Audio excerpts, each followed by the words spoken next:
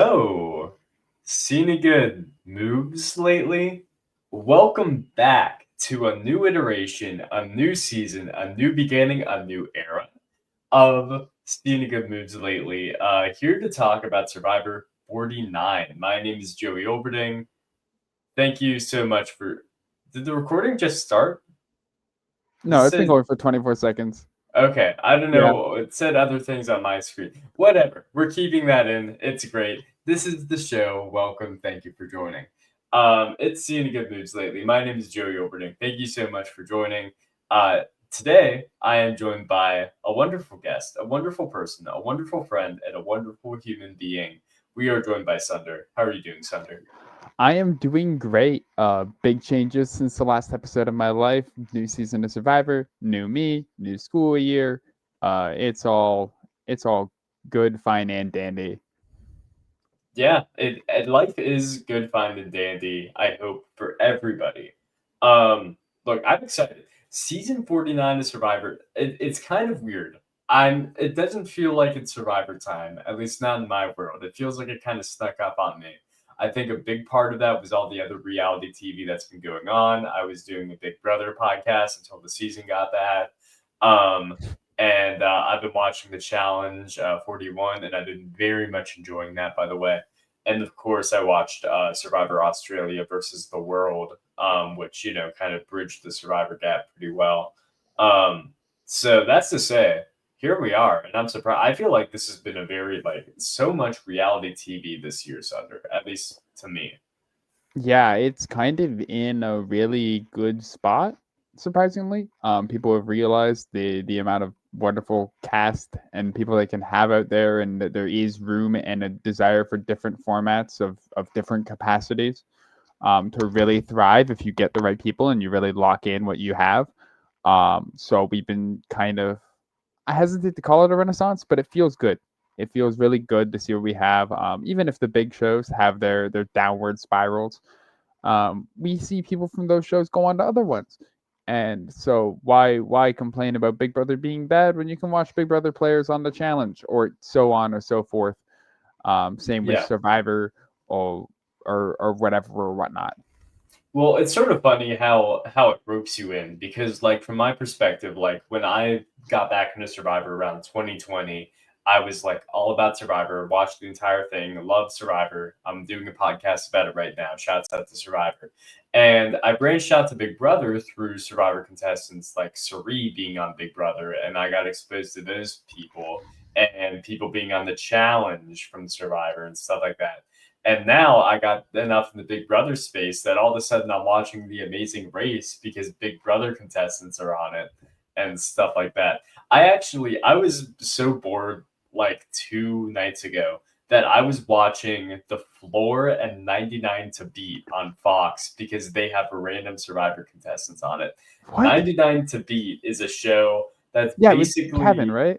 Or not? Wait, no. What's his name? Ken. Ken Jong is one of the hosts. Yeah, Ken Jeong is Yes. one of the Yes. hosts. And for those who are uninformed, it is basically what if you had 100 people and you had like a very basically minute to win it type games to Yeah, it eliminate. looked like Squid Game minute to win it. Yeah, Squid Game minute to win it. It's a real death game slop, and I love death game slop. Um, but randomly enough, Sandra is on there, as is Danny. Two Survivor winners are on it. Wait, In addition which to Danny? in addition to Cara Maria from the challenge, who is Wait, a pro Trump person, Danny from Danny. Danny Boatwright from Survivor Oh, Guatemala, and Winners at oh War. shit. See, Um, my mind immediately went to Danny Massa, then Danny McRae. Now, both of those would be pretty awesome. I'd be happy with either of those. But no, I think Danny Boatwright is significantly more random, despite her having way higher survivor clout. Um, This is true. but what's even more random is the floor, which for those who are uninitiated, I didn't really know what the deal with it was until I watched it the other night. But it's basically naming images, which is, I guess, trivia. Um, and You'd there are be surprised what two. people don't know. That's true. Um, there was one thing. It's an entertaining show, all things considered, where one woman had to name villains, just like general villains, and she could not name Hannibal Lecter, and then she could not name Doctor Evil, and called him the Pinky Guy. Um, which that's great. This You is know, good. This is good. that's why we watch television. But it has some very random Survivor contestants on it. Well, one of them's not so random. It's Johnny Fairplay, who is advertised as podcast host, but he's not. He's doing the Johnny Fairplay thing and is like, I'm the greatest reality contestant ever, and I'm the greatest villain ever. And it's like, all right, dude. Um, and the other incredibly random person who got absolutely zero screen time in episode one, but he's there if you look hard enough, Yeah, wait. No is shot. what's his name? Ghost Jacob Island. Yeah. Derwin from Ghost Island. Oh Yeah. my god. Who I don't even know what his niche is. I don't know what he knows. Uh, Probably some nerd shit, but it's I'm on the Wikipedia page because I had to look tell at me. the cast. It says Beatles songs. Oh, well, actually, you know what? Maybe that would be my niche too. You know what? I'm wearing a Velvet Underground shirt right now. I mean, that's close enough. Um, so Jacob Derwin, you and I, we're not so different. Um, great. I don't know why I brought this. There's a lot of reality TV going on. Yes, Yeah. a Sydney lot of from reality TV. 41, D, they're on the challenge. Yeah, I don't know. Lot of stuff. But Survivor's here. And it's here and we can't do anything about it. We're here and it's weird because Survivor 50 is like right there.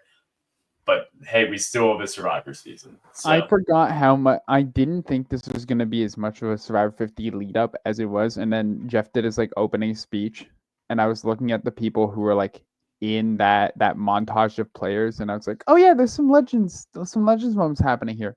Wait, what the fuck is yeah, Jonathan Young here? Oh, yeah, I and I think there's definitely only one noticed or two that. people who were in that and featured in that who aren't like Chrissy Hoffbeck isn't on 50, right? No, she is. She is. I forgot Yeah. about that. Oh my gosh, I'm so happy for her. Yeah, I was just like, why is Chrissy here? She's not on this. Oh, yeah, It a wonderful surprise. Believe me, I noticed this montage and I was paying attention to it. Not because I was paying attention, like, whoa, they have Ozzy here, they have Coach here, whoa, they're going to be on the season. It was more like, man, they have all these legends and also, like, Parvati is here right now and she's not on 50. It's like, I get why she's here. She's Parvati shallow, like, blah, blah, blah, blah, Yeah. blah. But, like, all things considered, considering what they're trying to do with the whole season 50 thing, kind of out of place. But maybe she'll be like a mentor, like Island of the Idols. I think everybody would be No, happy with that. Devins is playing, so someone else needs to be the shopkeeper. She's gonna be the Mm, NPC this time. right, there you go. There It's you go. either that or it's gonna be what Tommy in it. Yeah. Who's the kid?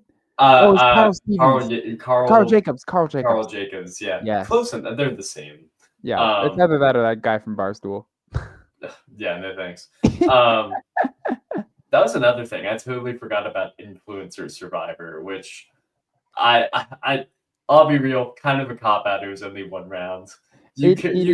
You could have made it. You could I have made was it hoping it Survivor was gonna Squid be Game. more like a speed, Yeah, but it is funny because I don't want to be rude to any of the people here, but obviously like that one guy from Barstool, he's someone who's been very outspoken of like put me on Survivor, this that, like had explicitly talked to Jeff about it, and that's why he's there. But also that's a really good way to get like a public facing influencer out of your casting pool and out of yeah, applying. Is saying, yeah, hey, look, you can come on do this, and it'd be like, all right, we don't even have to look at his videos anymore. We've given this guy his time to shine. yeah. Um, We let you do a cool idol play or whatever. Because I think that's the same guy you're talking about. I don't no, know. that was that not Carl Jacobs? No, I mean he had an idol.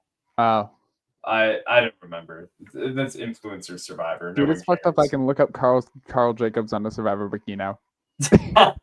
That is stupid. Wow.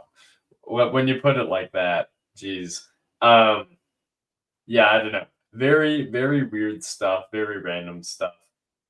It does make me think about like, what about all the influencers that are probably big Survivor fans that didn't go on this influencer romp? Are we gonna see more YouTubers on Survivor soon? Are we gonna see Twitch streamers? Well, I mean, Or, what was it? 2, 3 years ago, there was the whole Valkyrie. Um, people thought Valkyrie was going to be on, but that didn't oh, hold as much right. weight as I forgot about that. specifically actually coming into 49. There was someone, I believe, Gen X Pen, was that her name? She was Yeah. the one like everyone was completely in on, was like on Survivor. Well, people were And saying then that one country music star was gonna be on Survivor a few years ago. I forget. There was some country star who, huh. if I look it up, I'll find it. Well, I will say my favorite PM player, Jason Waterfalls, is on this season. um, I'm going to Bing. It was Dirks Bentley. Was What? rumored to be on What? Survivor 49. However, Bentley himself clarified he is not part of the cast. Um, That's I don't know where these rumors start, but they're awesome because it's never somebody who's like a real celebrity, or I guess real celebrities, Dirks Bentley they're gets a kind of a pass. celebrity, but it's never somebody who's like, Yeah. whoa, I can't believe Tom Holland might be on Survivor. It's here's this guy who's like vaguely a recognizable name to some people. Well, do you remember specifically the photos of Jack Harlow and Boston Rob? Yes, Jack It's Harlow like loves Jack, Survivor. yeah, Jack Harlow, Billie Eilish. Like it's one of those things where like celebrity survivor is such like an interesting idea that sometimes gains a little bit of steam, but it's like you won't get enough A-list celebrities who will want to do it, and you also won't get enough like I mean, even like the micro celebrities won't draw enough people. Where it's like you got to feed one of the two of them on. Like having John Lovett on like Yeah, 44 or no, sorry, that already feels like 47, such a right? fever. Is like all you can really do, like slowly feeding people like that on. Um, Yeah. but Um, yeah, like it is interesting some of the celebrities that are big Survivor fans because a celebrity Survivor is never going to happen, and yet mhm. you still get things like SNL Joker Wedding where Jack Harlow specifically requested that Jeff Probst show up for an SNL sketch while Jack Harlow was doing a sketch called Joker Wedding, where the groom was dressed up as the Joker. That's a sketch that happened. That's Um, brilliant. What it a wasn't. It's bad. But oh Jeff Probst yeah, was but there, that's and not the same way. they That's not the voted same way out. I call Madam Web brilliant. Like Yeah, it's well, that's art. That's cinema. That's a great movie. We all know that, and we all agree with that. mhm. Because they took my spider. They took my spiders. Yeah. Um. Anyways, Survivor. Um. Survivor 49 doesn't really have any real celebrities unless you're into the world of competitive Super Smash Bros. But like are really into it. Um, Yeah. I'll be real. I know that we're kind of jumping the gun, but when Jason explains that he is a professional gamer, and people are like, "Whoa, what game do you play?" And they didn't leave it as just like he's a professional gamer. They went, "Yeah, They I showed play a mod of Super Smash Bros. That makes Brawl play more like Melee." I was like, he like name "I'm dropped in." DM on He did. national TV. He That made is Nintendo is like frothing at the mouth. They're like, "How? What do we do? How do we get Survivor off air now?" Um, yeah. It's what's it's hard to say like this is like probably one of the nichest things that will ever be brought up on Survivor. I think like well, realistically to be like this is like jargon to 99% of people, if not more. I wanted to ask you, Sunder, as somebody in both realms, what is more awesome? Jason name dropping PM or Drew and Brando having a conversation about competitive Pokemon in Survivor 45? Shiny hunting is more mainstream. Talking Yeah. about shiny hunting, talking about like getting your shiny like Pokemon Go. People know that Pokemon is like the largest media franchise in the world. I Yeah, but believe. they were talking about like Eevees and Ivy. I think it was beyond Pokemon Go, right? Well, Maybe I'm making it Brando up. had talked like they talked a little about that, but Brando specifically went a little into the weeds of like, oh, like I've got like a a shiny Magearna or something like that. I Like do like remember I was Magearna shiny being hunting mentioned. Magearna in Pokemon Go, and it's Yeah. like the Okay, people Pokemon Go's a people still little know enough different. like Pokemon Go where it's like okay, and like again, Pokemon is one of the largest media franchises in the world, if not the um, and so it's like that already is like it's a niche section of like a already big group, and I think a lot of people know about like oh some Pokemon are different, whatever. Sure. Like the amount of people who care about Brawl nowadays, they might be like, "Oh, I used to play that when I was younger," but like never been to a tournament in their life, never been to a tournament for Brawl. Most people don't even know that Melee still has tournaments. They're like, "People still Yeah. play that one?" And you go like, "Yeah, it's like actually huge." And then they're like, "Well, what's this? Because that's not Brawl." And you're like, "Well, yeah, they modded it." And then people are like, "Huh?"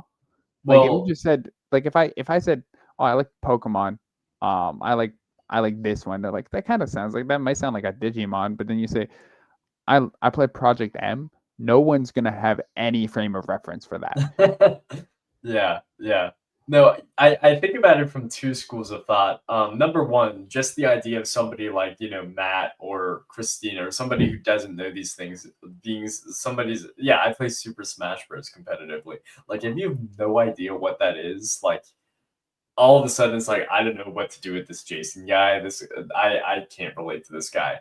Or I think about the alternate world where I'm pretty sure because this is the conversation that's been replaying in my mind from this episode is I think Steven asked Jason when he said he plays competitive Smash. I coughed. When he plays competitive Smash, is it GameCube or Wii? I love that game. There is a very real That world is where Jason could have been like, I play Super Smash Bros. Ultimate for the Switch, and Steven's like, I've never heard of that.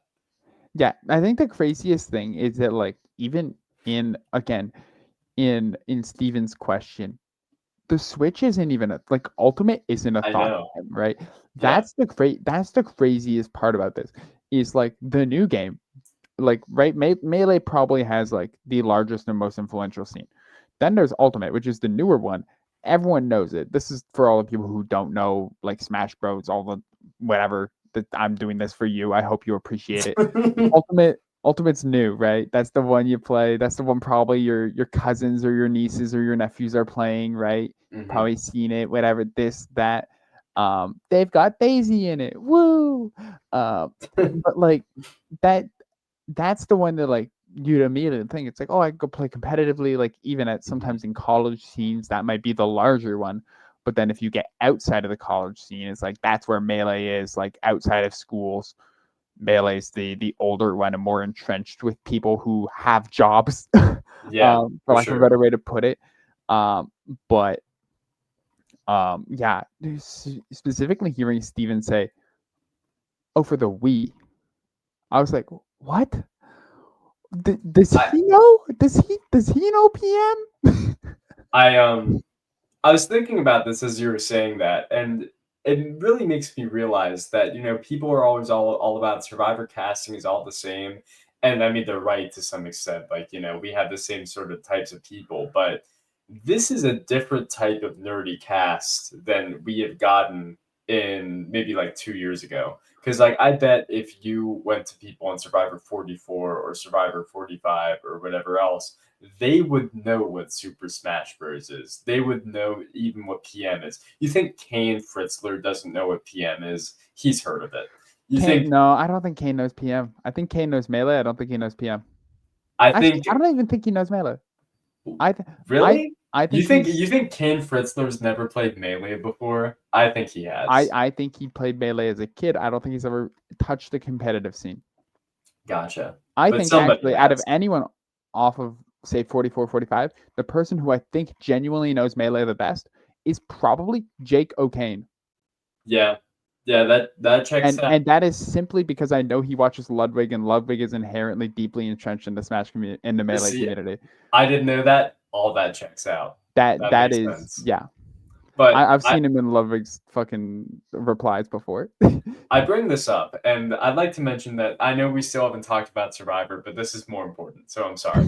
Um, I look at the cast, and I say to myself, we have Jason, competitive PM player. Yeah. Who else here knows? anything about Smash Bros. Because Steven's the closest we know, having known that there are at least two games. I don't know anybody else here who I can say confidently knows stuff about Smash, let alone competitive Okay, Smash. Rizzo probably knows Ultimate. I think Rizzo is probably our safest bet here. But beyond that, I mean, there's a difference between yeah, I play Marth when I play Ultimate, and then like being like, man, Marth is really good in melee or whatever. Yeah, You know? there's a difference between knowing Nintendo characters that are in the game and knowing how to tech chase. Yes, exactly.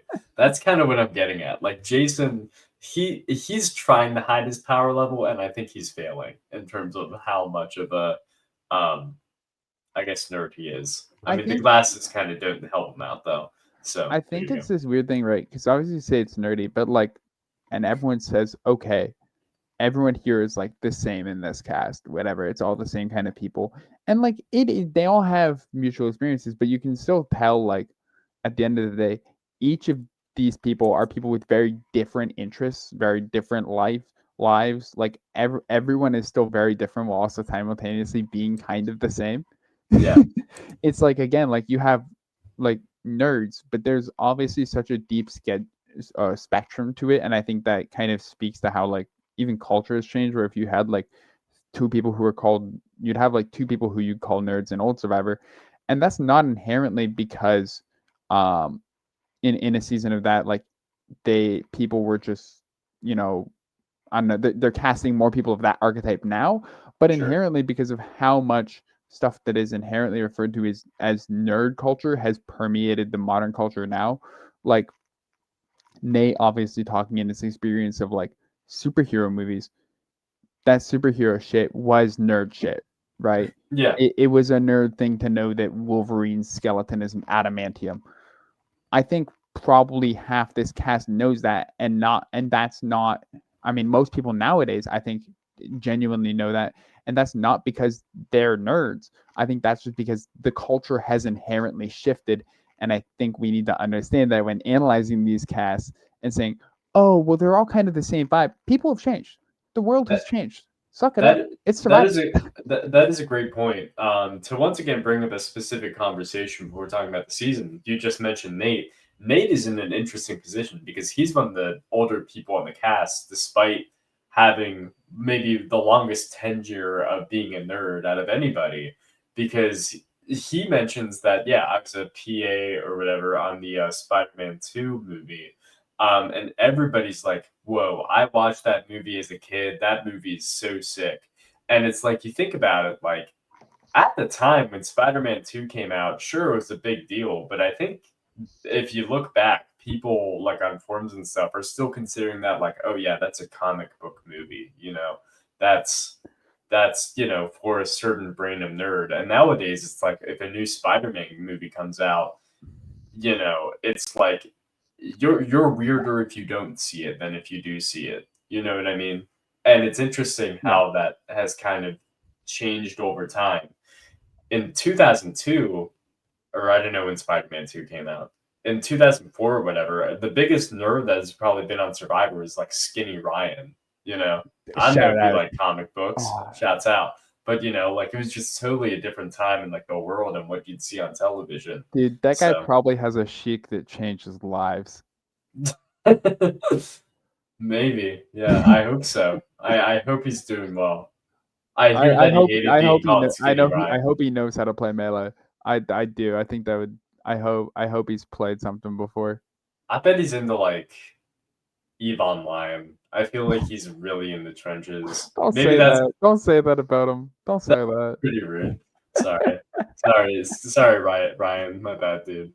Uh, Hope all is well. Um, anyways, I don't know. Do you want to talk about the season, we Survivor? should probably actually talk about it from the top instead of just rambling. Yeah, but rambling's fun. I mean, yeah, Um, this has been great. this has been great. So it's Survivor 49. We're here, we're on the beach as we often are, and Jeff Probst is like, "Hey everybody, how's it going?" I'm Jeff Probst.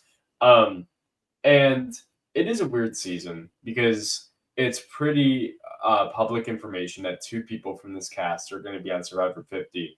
It is Well, also very knowledge of specifically who those two people are, to mhm. such an extent that I kind of just feel like saying it, but I don't know. I don't know if I should be We'll trepidatious hold about off. that. If you know, Yeah. you know. We'll probably allude to them at some point. Yes. You'll understand it. They're I mean, you can already kind of begin to figure it out.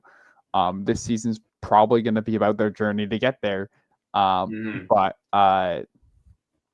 That is sort of yeah, my biggest worry about the season going into it is like I feel like, and I don't know if this is necessarily true, but just trying to use my brain and my thoughts, like I worry that using other seasons as a basis, especially Survivor 48, that seasons before an all-star season tend to especially highlight the people coming back.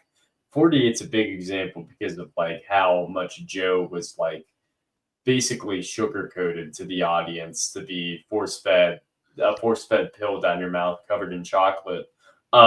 It's like I like Joe. I enjoyed his presence a lot, but I do as well. his sanitation definitely dragged the season down from an Mhm. editing perspective. But even in older seasons, like Pearl Islands, one of the best seasons, very, very, very Rupert centric, and then he comes back the next season.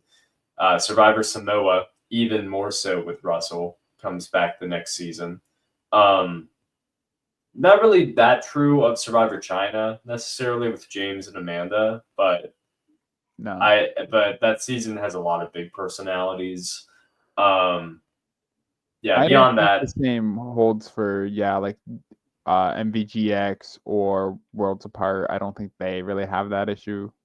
well, Worlds Apart's I think probably a little different because Yeah. they didn't know who was No, going who out anyways. So that's a little different, but regardless, the point remains that in the past there have Mhm. been heavily edited seasons to favor the editing of a person who's coming back the next season, um, which isn't necessarily always a bad thing. Like I said, Pearl Island's one of the best seasons. I really like Samoa as well, even though people say it needs to be re-edited, but whatever. It Um, does. They can coexist. Two good yeah, takes yeah, can coexist. I don't mean to go into tangent, but the day that Survivor releases the extended cuts of seasons, which is probably impossible, but let me dream, is the day that I ascend to heaven. Like I will have, achieved nirvana and I will live the greatest life that anybody's ever lived because my destiny will have been fulfilled and I can watch that for the rest of my life. However, Mhm. that does not exist yet. So I have to exist in this mortal coil and eat and breathe and sleep and drink. So I there you go. I will say actually, based on your statement, when Jeff was telling the cast, he did not tell them two people would make it on. He No. said some of you, some someone could. He said we are mostly done casting, but we have space for you if one of you earns it. You are actively in consideration based on this, which I think is like obviously inherently a thought in everyone's head. Shout outs to Gabe in previous seasons, right? Of uh, like trying to earn your way into legendom, get to return again. Um, but this is a season where I think even for there's gonna be some people out there who I've already kind of started noticing where I'm not on because it could be real, but there's some behaviors I've noticed of like I can't tell if this is the real you or if this is a moment in which you're fishing to come back for 50. And I think the people who are returning, what I've seen from them is genuine, which I feel already feel is good. But even if it's not genuine, they're good enough at putting on a character that it feels like cohesive into who they are. And I like that enough. But there's some people where there's idiosyncrasies I see here and there, and I'm like, not there, sure how I there's feel about this. there are some people who are very clearly, desperate. Like you could have a desperation off between certain Survivor castaways. Gabe, Shaheen, Rome. Uh, Shaheen, not my king. yeah, Shaheen. Yeah, Damn. for sure. No, if you listen to Shaheen's exit press or look at his Twitter for 5 seconds, you will understand this man craves attention like like like the worst of anybody you've ever seen. Same. I remember when last season was coming out, I probably talked about this on the podcast, but maybe I didn't. I don't know. He put out a tweet after he was eliminated, like, would you rather go home in sixth place or seventh place or whatever it was and be the biggest threat on the island? Or would you rather get to the end and get 0 votes? Which would you rather have? And it's Yeah. like everybody was like, obviously, I would rather get further in the game. And, you know, idiot. Um, but he was like, no, if you really think about it, it's all about the respect you get from your tribe. And it Oh, shows that, say, I was a great player. it's the Hansi and adjacent Cope. It's awesome. Yeah, But you'll love to see it sometimes. the thing I can respect a Russell Hans crash out, thinking he's the best because at least Russell did stuff. You know what I mean? You can never claim that Russell wasn't like changing the game for better or for worse. He was out there finding idols without a clue.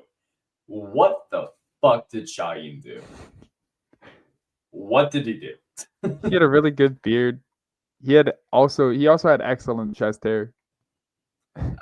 That may be game changing enough to get you on Survivor Game Changers, but I don't know if it's gonna get you back on another season. I'm sorry to say, but Anyways, anyways, we're going on a lot of tangents tonight, but it's worth it.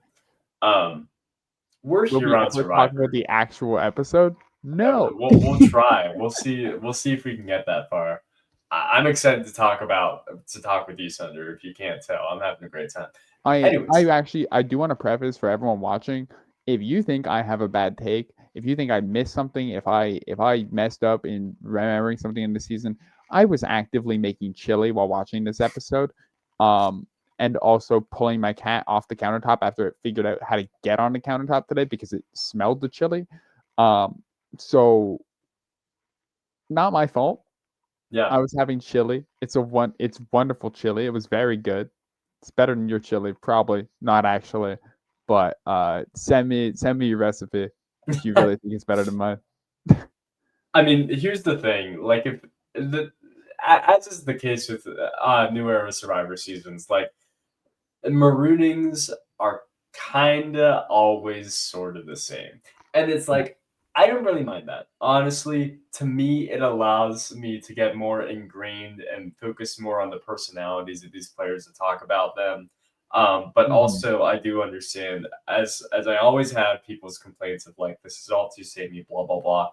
Yeah, I get it. I agree. We can move on to the next point of conversation. We all agree it's all right. We can deal with it later. Mhm. Um. Anyways, the marooning. Jeff Probst is here. It's true. And he says to the contestants, hi, everybody. It's me, Jeff Probst. You are on Survivor. And we're going to split you into 3 tribes, that being the yellow tribe, Hina, the blue tribe, Kele, and the red tribe, Uli. Um, and they do the marooning challenge. And look, the marooning challenge is your classic, just crates going out, swimming out, bringing them back, and Go doing it. go get the thing, bring the thing back, use them to get up somewhere high, get the high thing, win.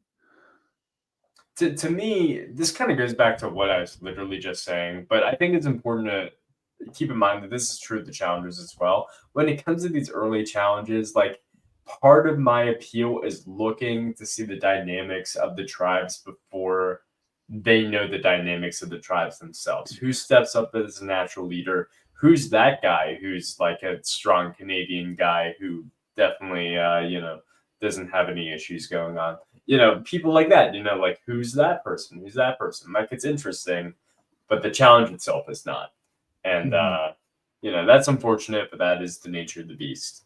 Um, so Hina wins this opening challenge, and that's exciting. And the other 2 tribes have to decide one person to compete in a battle of wills, a test of strength between one another to determine which will get Flint and which will get fire. And so the two tribes decide to send, respectively, Rizzo, aka Rizgod, aka Rizgod, from Uli, and Alex from Calais. Um, and it's interesting to me, Sunder, because on paper, very uneven matchup. Um, in my I think opinion. also in actuality, very uneven matchup. Yes, yes. Um, it's definitely look, Rizzo, aka Rizgod, says to people, says to the cameras, look, as long as it's not a puzzle, I'm good. And I'm not good at puzzles either. So I'm not gonna like, harp on RSEGOD too much. But if you're gonna say, yeah, I'll do it, to one of these opening challenges in Survivor history, in the new era, they've typically been one of two things. It's either been, say, a puzzle, which you are not equipped for, or it's like a very physical gauntlet, like we had last season with Kyle and the other guy, uh, Oh, whatever his name was, uh, Kevin. That was Kevin. Kevin. Yes, Kevin. Um, you get that. Either way, RSDGOD is the underdog, not the betting favorite, compared to Alex, who is not only a guy who works on Capitol Hill, but he's also like pretty jacked. Yeah. So, you know, I mean, he hits the elliptical every morning. that's the rumor we hear, and by God, do I believe it. Um, this challenge though, I really do like these new era like intro challenge or challenges after the challenges. I think they're neat. I think they're interesting. They changed season to season recently, and they're a amount of creativity that you don't see across any of the rest of the season in terms of like 1v1 matchups. Yeah, because I mean, really, the rest of the season, you don't get an opportunity for 1v1 matchups, especially in this kind of capacity, right? You don't have a challenge where it's one player versus one player in a environment where, information gathering matters. Um, so you don't have to worry about anyone else watching. So it really allows them to flex their muscles and allow them to have different strengths and weaknesses show in the challenges, right? Because you said it's either one or the other, and typically in the last couple we've seen, it's actually not been one or the other. It's been Yeah, both. It's yeah, been both physical and mental stuff, and there is opportunities in either point for either side that you have, say, a better aptitude in to get ahead or fall behind. Um, so I mean, I think it's really well put together, and it gives you a good look into the psyche of a couple players and kind of in the rest of the tribe and how they pick there. On a completely unrelated tangent, the elliptical has to be the most millennial thing in the gym, right? That's the most like machine out there. I don't think I've ever seen anyone who like actually worked like. Does anyone who actually works out and is under the age of like 30 ever use an elliptical? I work in a gym. I work in a college gym. I don't see this. I have never used an elliptical. I'll say that much. Um, I've used other things at the gym, certainly, but an elliptical is not one of them. Not to say I wouldn't be interested in trying one. It's just never been on my radar, really. I Um, think there's also something inherently humiliating of the motions of it all. Like I do believe that's true. it's Yeah, like if you're a real cardio head, you're just running. yeah, Like you're just gonna hit the treadmill or you're gonna go outside, and then it's like if you, like I don't know. It's just one of those machines that like even when you're on it, it feels a little humiliating. It's like this awkward yeah, child between a bike and the treadmill, and if you're really into it, you're kind of gonna pick both of them over it. yeah, yeah. That's very fair. Um, I was thinking about what you were just saying about the interesting dynamics between the one versus one matchups, and I was like, well, you know what this reminds me of? This reminds me of the season that's going on right behind me in my laptop monitor, which is Mm-hmm. Survivor Redemption Island and Redemption Island, which will make me go on a quick tangent and say what I have been saying for a long time, which is Survivor Redemption Island, or sorry, Redemption Island as a concept, has only ever improved every single season that it was on, and I miss it, and I think it's great. Um, and I think the concept's great. I know a lot of people don't like it, but I do like when you vote somebody out, they don't immediately leave the game. I enjoy that. Um, if my favorite person gets eliminated, I don't have to cry and sulk at home. I can be like, they got a shot. Christine Shields Markle has a shot to get back in the game. You know. Marquezki. Oh, sorry, I coughed. Um, but it's great. I don't play around about her. Nobody should. She's a very serious woman.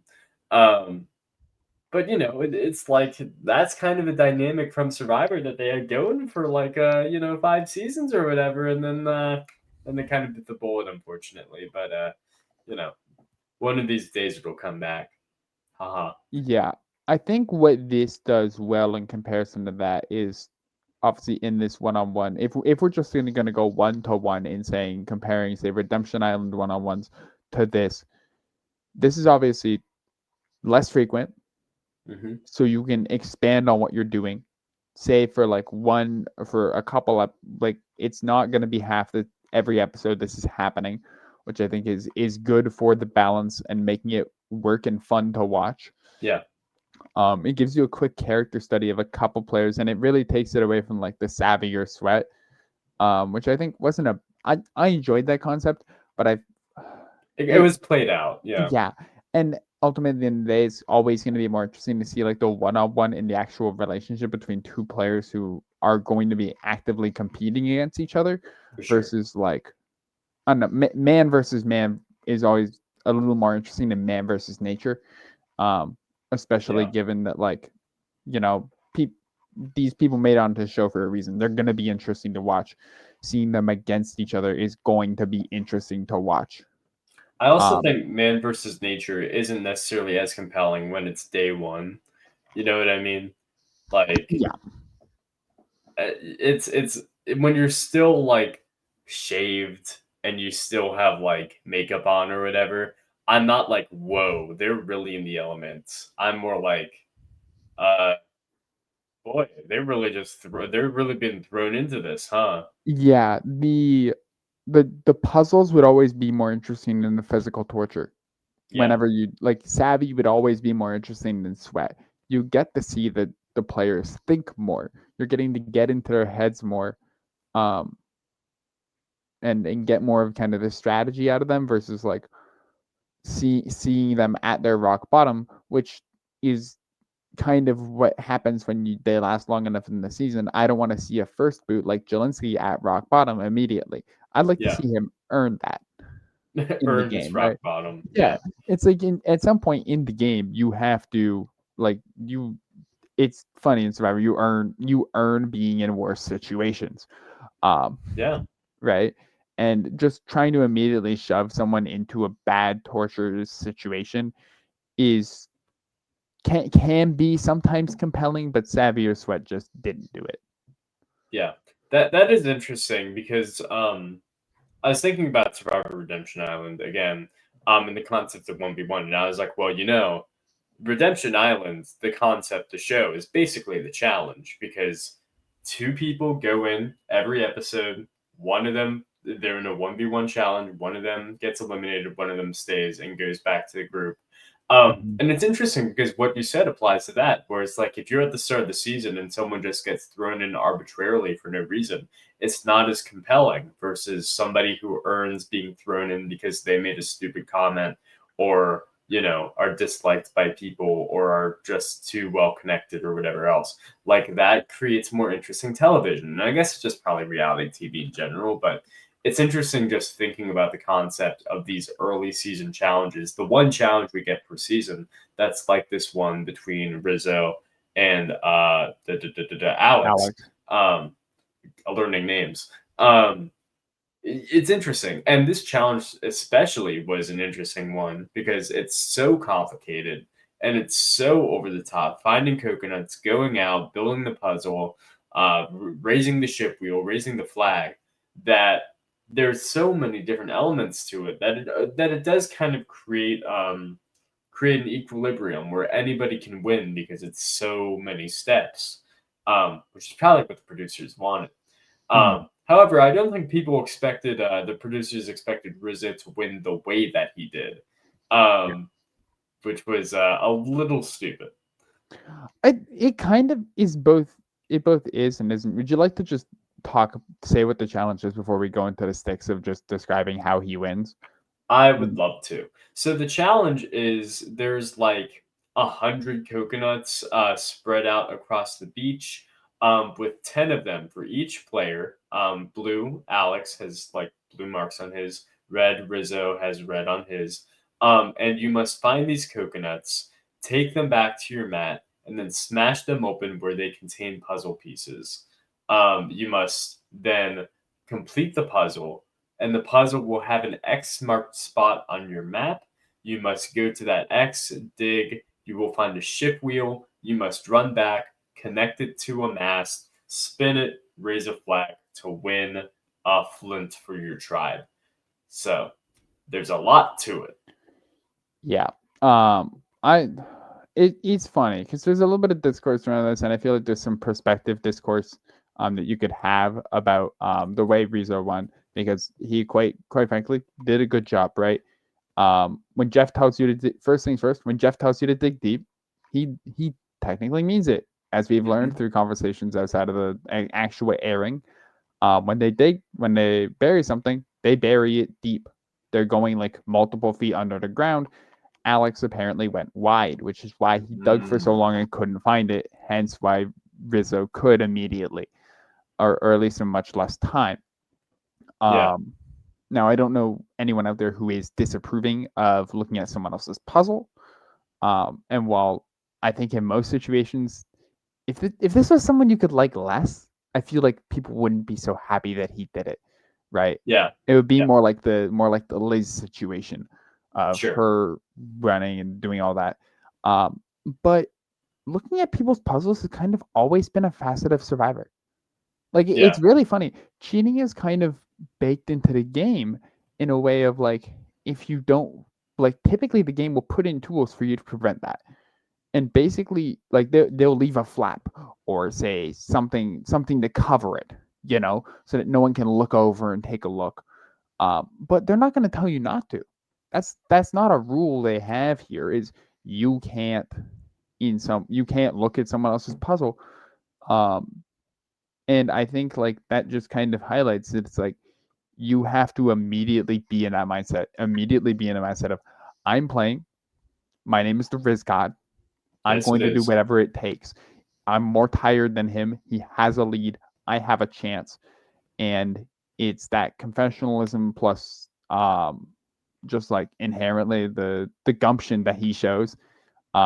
He's sneaky athletic. He's just got that good court vision. Yeah, yeah, He's yeah. he's a hard worker on and off Gym rat, the gym island. rat. Yeah. Yeah, Um, he's just one of those guys. He's the kind of player you'd like date your daughter. I'll bait you, gym rat. Yeah, But uh, he's got the stuff, and you kind of see it immediately, and he's already looking like one of those players to watch, and I'm enjoying it. Typically, it's kind of weird because like obviously you have this like younger, kind of self-aware, funny guy, yeah. um, and they can be grating, right? Oh, Um, for sure. and Yeah. typically time takes time to like turn to enjoy them. Say like a Charlie. I like Charlie. It took me a while to like him.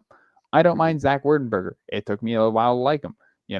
There's people like that, where it takes a little bit. Like even Drew Basile, right? Rizgod definitely fits like the Andy mold of this season, where it's like I'm a super fan who's really excited to be here, but I don't know quite what I'm doing.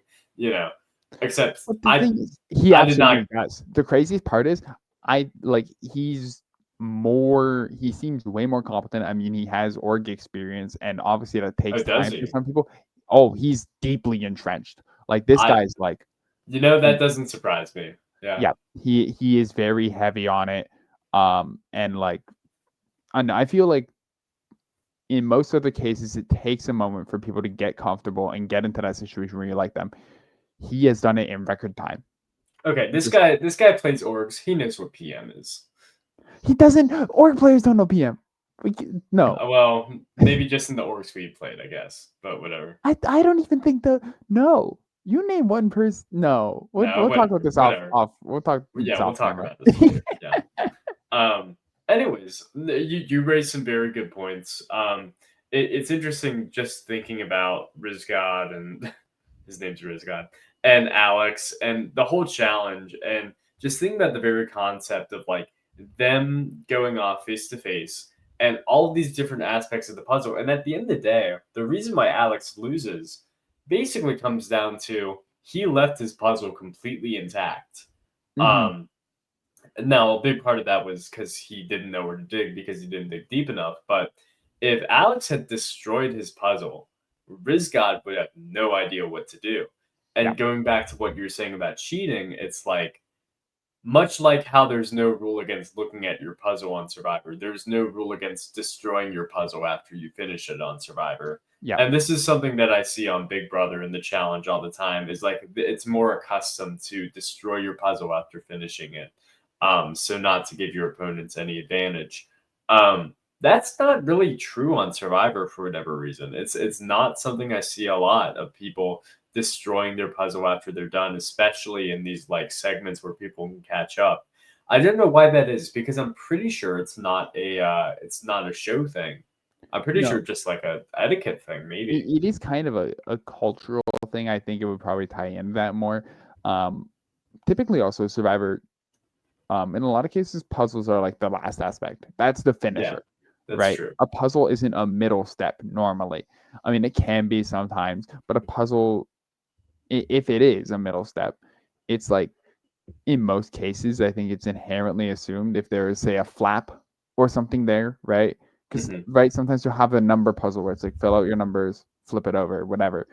Um, you'll have a flap to cover it. You'll have Yeah. something to inherently block it. And I think people are just in the zone of like, well, if there isn't something there, it's like I just got to get to the next part. If I get to the next part and I get it done faster because I have this lead, why would I bother about taking it apart? There's one more step here, right? If you're Alex, you're thinking Rizzo's already tired. Yeah.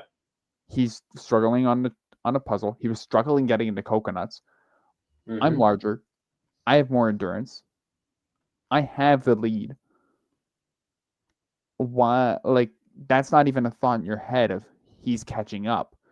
By the Yeah. time you're out there, he's starting. He's not going to catch up.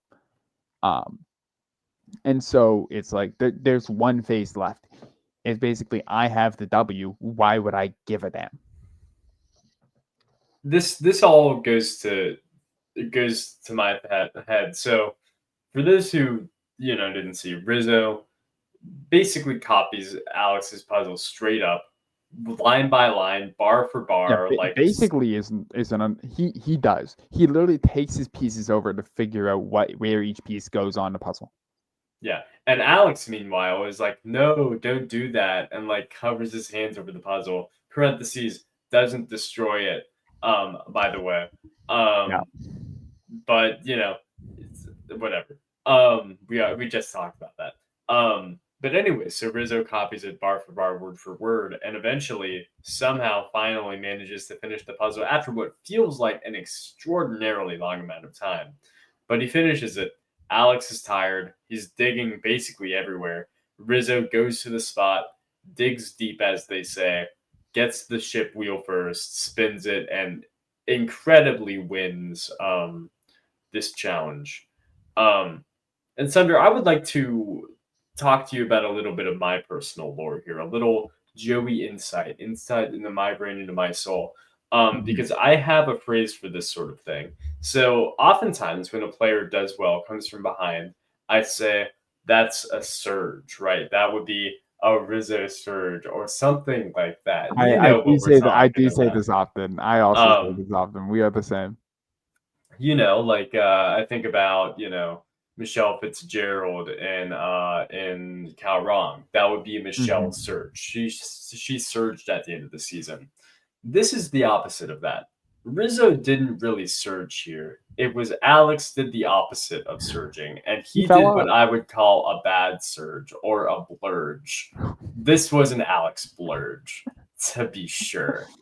Honestly, if you ask me, in terms of individual challenges, no context surrounding it, probably one of the bigger chokes in Survivor history. And that's saying something, at least in Yeah. pure individual challenges. Like, It's a really weird choke because it's like simultaneously like he fucked up and also really defendable things. no, it is defendable, but it Like also like it you lost to a guy who could not complete a puzzle that, let's be real, was that easy. By the way, he lost the coconut during the entire time, so he probably took like 5 minutes trying to figure out why his puzzle was wrong without realizing he was missing a fucking piece or two. So you know, I like think yeah, I think the best way to phrase it is really just like I know it's weird because yeah, it is one of the big chokes, but it's also like at the same time, it wouldn't you never phrase it in the same way that like Eric choked, right? In sure, back in Micronesia, because those are two very different things. So like one of them is like completely. It feels weird to have that even in the conversation of great chokes when it's like most of the time you can blame people. It feels hard to blame Alex in this moment. And maybe that's just the framing of this season and of the editing, but and maybe I'm just really generous on him here. But I feel like especially for it being like the first challenge with digging, hmm it's a mechanic you've seen but haven't actually learned the nuances of yet. Um, and so like because that's really what it is on Survivor, right? Everything has its own mechanics, things you're dealing with, right? um, the way the balls move. You can practice that at home. You're not using the same balls they're using. You have to get used to that, and you have to get accustomed to that.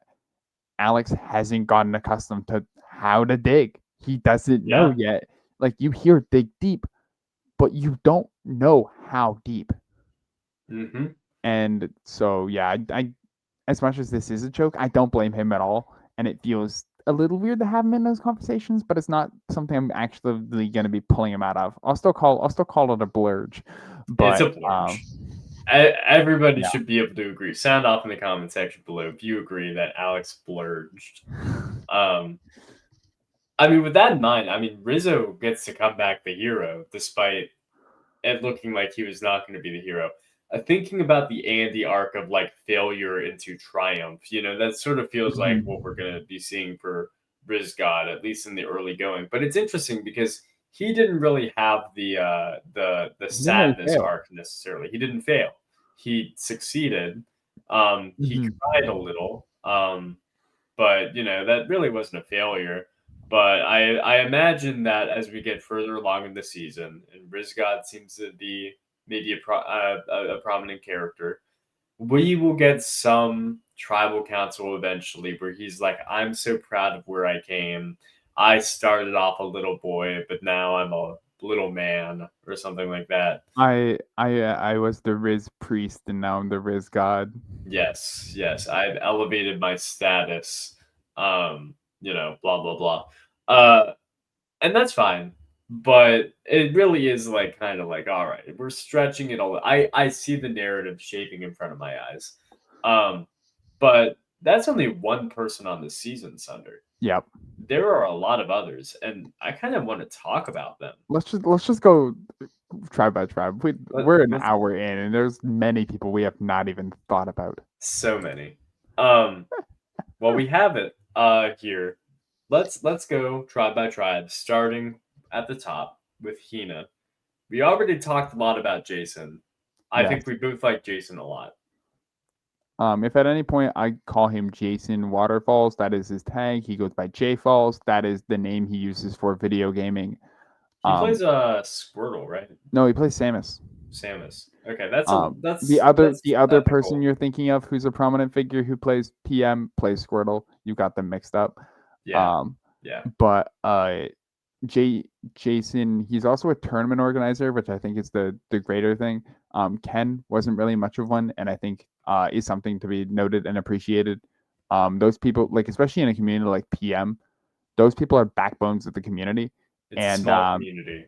Yeah. very small. It's all grassroots. Like Nintendo wants it dead. They want to beat us to death with hammers. Not actually, but like they want to beat the scene to death with hammers. Yeah. Um, They've and tried. so many a time. Um, but so a lot of these people are like very if they are dedicated to something, they're gonna get it done. These things they get shit done. That's another layer. But also he's a law clerk. Look at that. That's Yeah. awesome. So Also he's an alternate.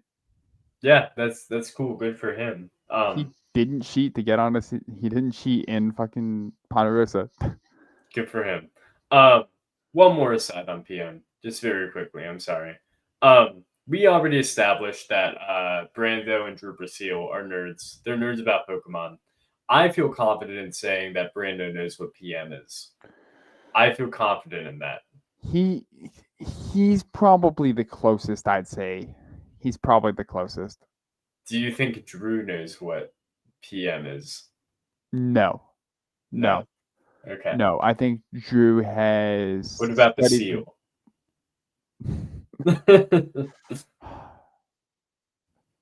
I yeah, You no. know what? I bet Drew is good at. I bet he's good at Smash Bros. Though. I bet I yeah. he has like a pocket like Duck Hunt that goes crazy. Yeah, Drew's probably the best at ultimate. That's Yeah, probably something I'd be willing to say. He has good at ultimate vibes. I just don't think he has melee vibes, yeah, which I would agree are with that. things. But yeah. Anyways, back to Anyways, Survivor. sorry about that. After that, we have a whole lot of people who I don't have as much to say on. Christina was featured in the episode a good amount. She seems to be a good social player. People seem to like her. The thing That's is, good. Hina as a tribe, since spoilers, they won both challenges. Really, just not a lot of screen time for a lot of the people here. Hmm.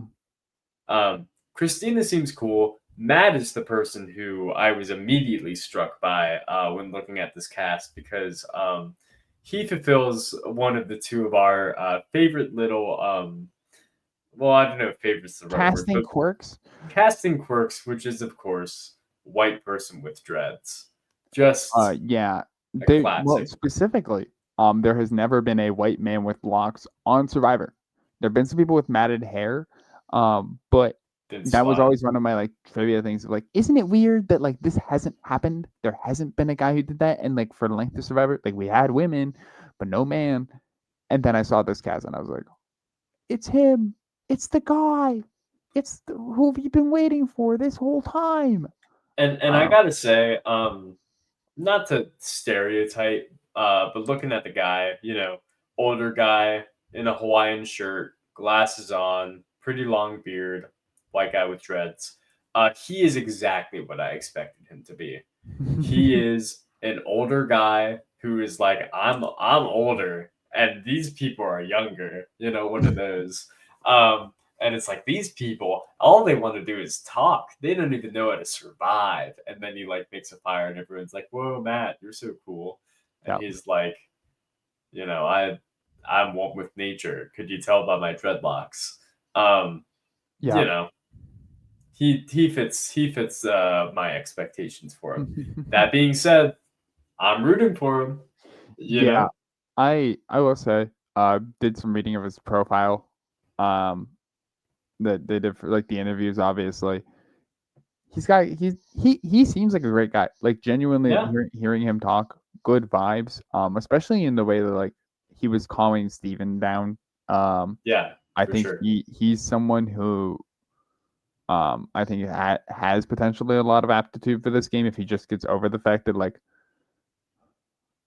I think one of the mental barriers that a lot of people because we face this kind of thing multiple times in the episode. Actually, once each tribe, you have an older player saying, "Damn, I don't know how I'm gonna fit in with these kids. Hmm. I don't know because it's like I'm just so worried about it." And then they get a little worried, and other people get a little worried, and they kind of self sabotage a little, right? Because they're not just willing to just ball out. Like if you ball out and say, "Look, I'm going to be this." And you can obviously hold your ground, right? Because what Annie did in saying, like, look, I'm like pushing back on Alex being like, oh, you're like a mother. Like, he didn't say you're like a mother, but she was like stopping that before it got there. Yeah. The Maria of it all. Um, it's as long as you can do that and still just try to be yourself as much as you can and get over it is harsh, but it still kind of is a thing. Um, you can I see all these players have all three of those older players have a lot of aptitude and capacity to be pretty damn good at this game. I will say I don't mean to be like looking into editing so much, but just thinking about it, like I don't know how many times I've seen an older player be like, I don't know how I'm gonna fit in with these people. I'm older, and like do really well in the game or win. Like, because I don't think Gabler said that to the cameras. Maybe he did, but I think he was just like, No. I'm older. Yeah. I don't think Julie from 45 said anything like that. I think she just didn't get confessionals for the first half of the season. Tina Wesson as well did not get confessionals for a while. Mhm. Um, and it's like there are definitely cases of good players who are older doing that sort of thing. I think Mhm. about Rudy said, there are more than there are of me. Chrissy Hoffbeck, second time being mentioned in one podcast. Um, that was like her big arc in Heroes versus Healers versus Hustlers, at least to some extent. Um, and Lisa Wetchel, I guess, had the same arc in Philippines. I guess. Mhm. Um, there are examples. That being said, I do I just have wait. Hold faith? up. I'm taking back everything nice I said about Matt Williams. I just read a little more into his interview. He said Sure. the player he identifies with the most is Joe Anglim. Um, Oh, he says, and I quote, "The gorgeous Bohemian from Utah. He is a true gentleman and chiseled like a Roman god. We have a lot in common." oh, Um, which I okay. hope to God Matt just doesn't use the internet. But It's but that no, it's there's the he It's has the to. James Harden of it all. Surely surely he doesn't know. Surely he doesn't know. Surely he doesn't know. I okay. I no, I have to say two things to this. Three things. First of all, thank you for your investigative reporting. Um, Who's the journalist here? I recently have decided not to look at the profiles of contestants beforehand, so I can let the episode determine my thoughts on people and allow the internet to fill in the gaps later. See, that's So what I I'm did doing not. now. I didn't read it before watching. We watched the Yeah, first episode. yeah. Here we are. So I did not know this. So thank you for your investigative reporting, Sunder. You're a valuable asset to my life. Number two, I think he uses the internet because how does he know he's from Utah if he doesn't? Joe definitely said that at some point in Worlds Apart and or Cambodia and/or uh Edge The of third one, Extinction. yeah. Um, all right, well then, point two and a half. Then, how does he remember? He must be a really big Joe England fan if he's watching the show Dude, and being like, "He's Utah." casuals rock with Joe Anglim heavy. And I when you know they have do, when but when you have but a is knowing he's from Utah like is that normal? Because I didn't know that, and I consider myself a dude, super I fan. keep a detailed memory bank of every player who's ever been from Canada. I I think that's kind of in the same way of like, and I think if you're from somewhere like that, like especially like if you're say if there was another player from, or let's say Brad Reese, right? Let's talk about Mhm. Brad Reese. Of Do course, you I'd think love to. Brad Reese looked up if there was? Do you think he just innately watched every season of Survivor and knew there was no one else from Wyoming? No, but that I being feel said, like I that's did something he like remember he could was have from told, Wyoming. right? He Yeah, is the Wyoming guy, but like there's also a possibility that he could have, right? Or just even looked up, oh, who else is from here? yeah. Like that kind of thing. I'm gonna give Matt the benefit of the doubt, It innocent until proven guilty, but also is Matt from Utah? yes, Farmington, born in Okay. Farmington, lives in St. George. New From point three then. This guy's from Utah and he's a white guy with dreads in a Hawaiian shirt. I can see why they casted him. he's a 52-year-old guy from white guy from Utah with locks. Yeah. Is he Mormon? Uh, I Do don't you know if think you're he's allowed to. Mormon? I don't know if you're allowed to have those and be a Mormon. That's Are sort of my Mormons even thought. It's allowed to like wear Hawaiian shirts? this guy's an anomaly. That's Matt is I don't know. one He's of an a airport kind. and ramp agent. like There's no for way me, he's if he Mormon. Yeah. yeah, for me, he's probably just Soner. Yeah, but he's uh an outsider in his own state. This I is true. bet I bet people walk by him on the street and are like, that is against God. God's will does not accept that. Joseph Smith would not stand for this. Um, I had another point, but I can't remember. Oh, yeah, my last point says they have a lot in common. Well, what do you mean by that? You mean you like having long hair? You I mean, like he's a being real a no outdoorsy collar? guy. It's Yeah, the outdoorsiness of it all, but who knows? Who knows? That like was like an easy layup for him because he did say he would play the most like Kenzie. And I feel like honest to God, I based on see it. anything I've seen, um, Gabler should be the answer.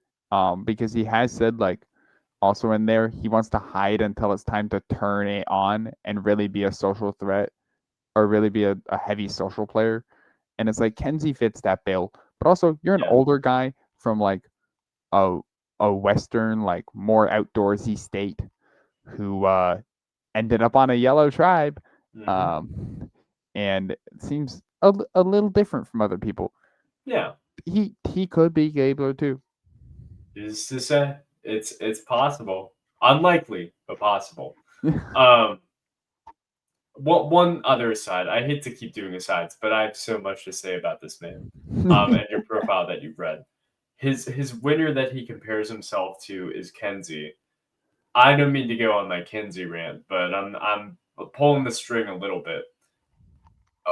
Mostly about just like these profile things in general. hmm Why would you pick Kenzie? She's not a very good winner. I okay. She's a worse winner the more exit interviews you read. Yeah, But watching the show, if you just watch the show, she's up there. I mean, she probably was great anyways. But like her game over Charlie seems so much more like powerful and yeah, she coherent. had fire in her eyes. Yeah, Yeah, like her game seems very coherent and well put together.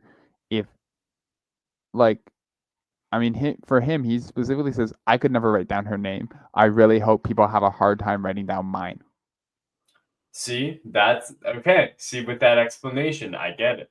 All Yeah. right, there you go. So I think like yeah, it's just a lack of info. But I do think again from at least our perspective, it's like the more you analyze it, the more exit interviews you hear, the more you know about Charlie and uh Ben's relationship, the less hers seems so impressive.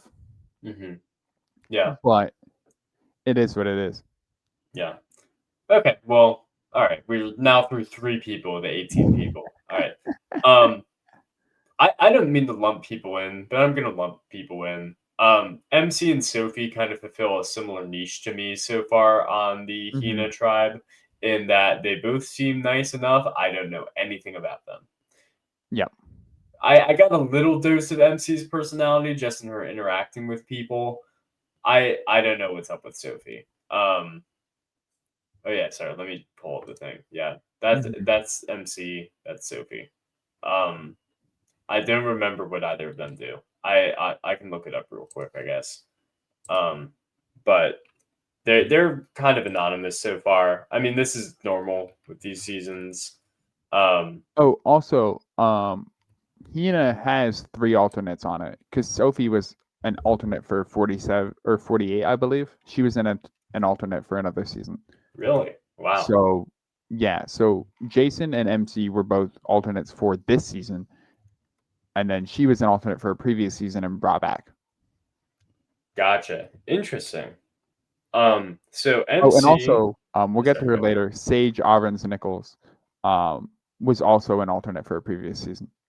Well, I mean, we'll get to it. I can't believe she was an alternate on any season, but we'll get to it. Apparently, MC is a fitness trainer, and Sophie is a strategy associate, an hmm associate in strategy. So she's not going to be a ringleader in the game. Um, Once again, What does that mean? But we'll learn one of these days. And the final person on Hina to talk about would be Steven, Hmm. who we kind of alluded to briefly earlier, but we didn't really talk about him. Um, I've got some thoughts on Steven, but I'd like to hear yours if you have any, Sunder. Well, first off, at my work, I have $5 on him. Um, Oh, okay. at the college gym I work at, all the full timers were like, "Hey, we're doing a survivor pool," and then one of them was like, "Hey, are you in on it?" And I said, "Ooh, a what now?" And they were like, Yeah. "Yeah," and I was like, "Bring me to the boss right now." Um, and so I'm the only part timer there in on this pool, which is really funny. Um, but yeah. Um, I mean, I got 5 on him. Or wait, no, sorry, no, I don't have 5 on him. I have 10 on him because the 10 I have on him is actually with my mom and the Legion back home.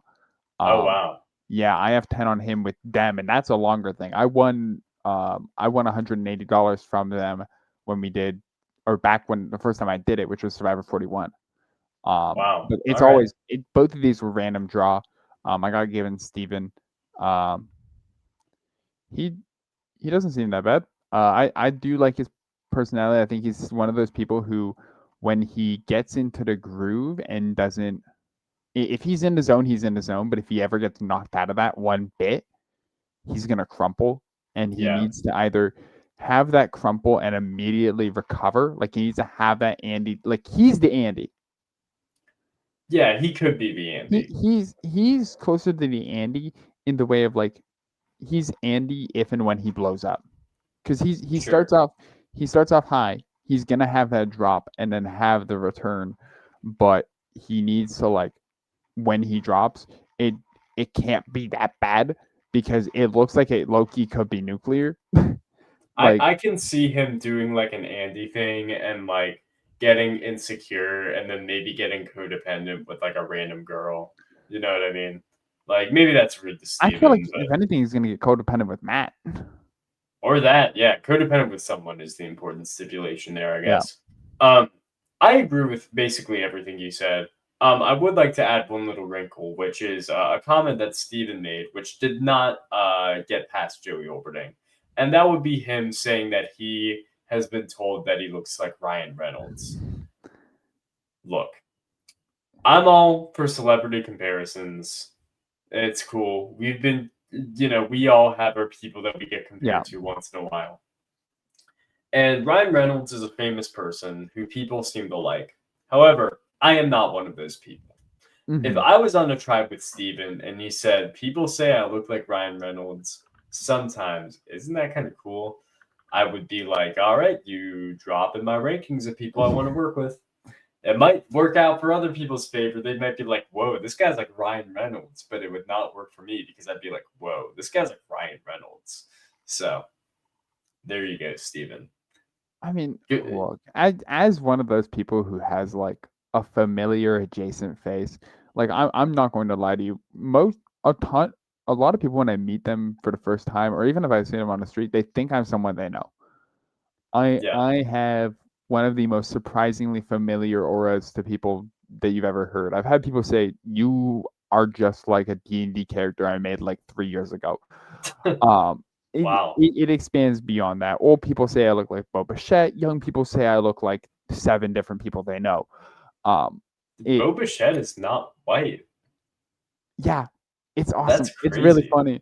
Um, but and either way, this is just how comparisons go. You could Yeah, have the most generic looking ball guy ever, and there are people will always be comparing them to other bald people. This will happen. You will be compared to people. People will be compared to people. That's what happens.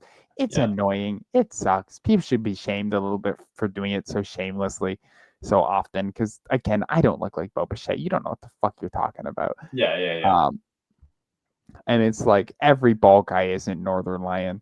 Um, Mhm, mhm. it's like the it's we gotta lock in here, folks. You're not as special as you think you are. But if you're someone in this position where you're feeling a little insecure, you're like, I'm gonna try to bond with these people.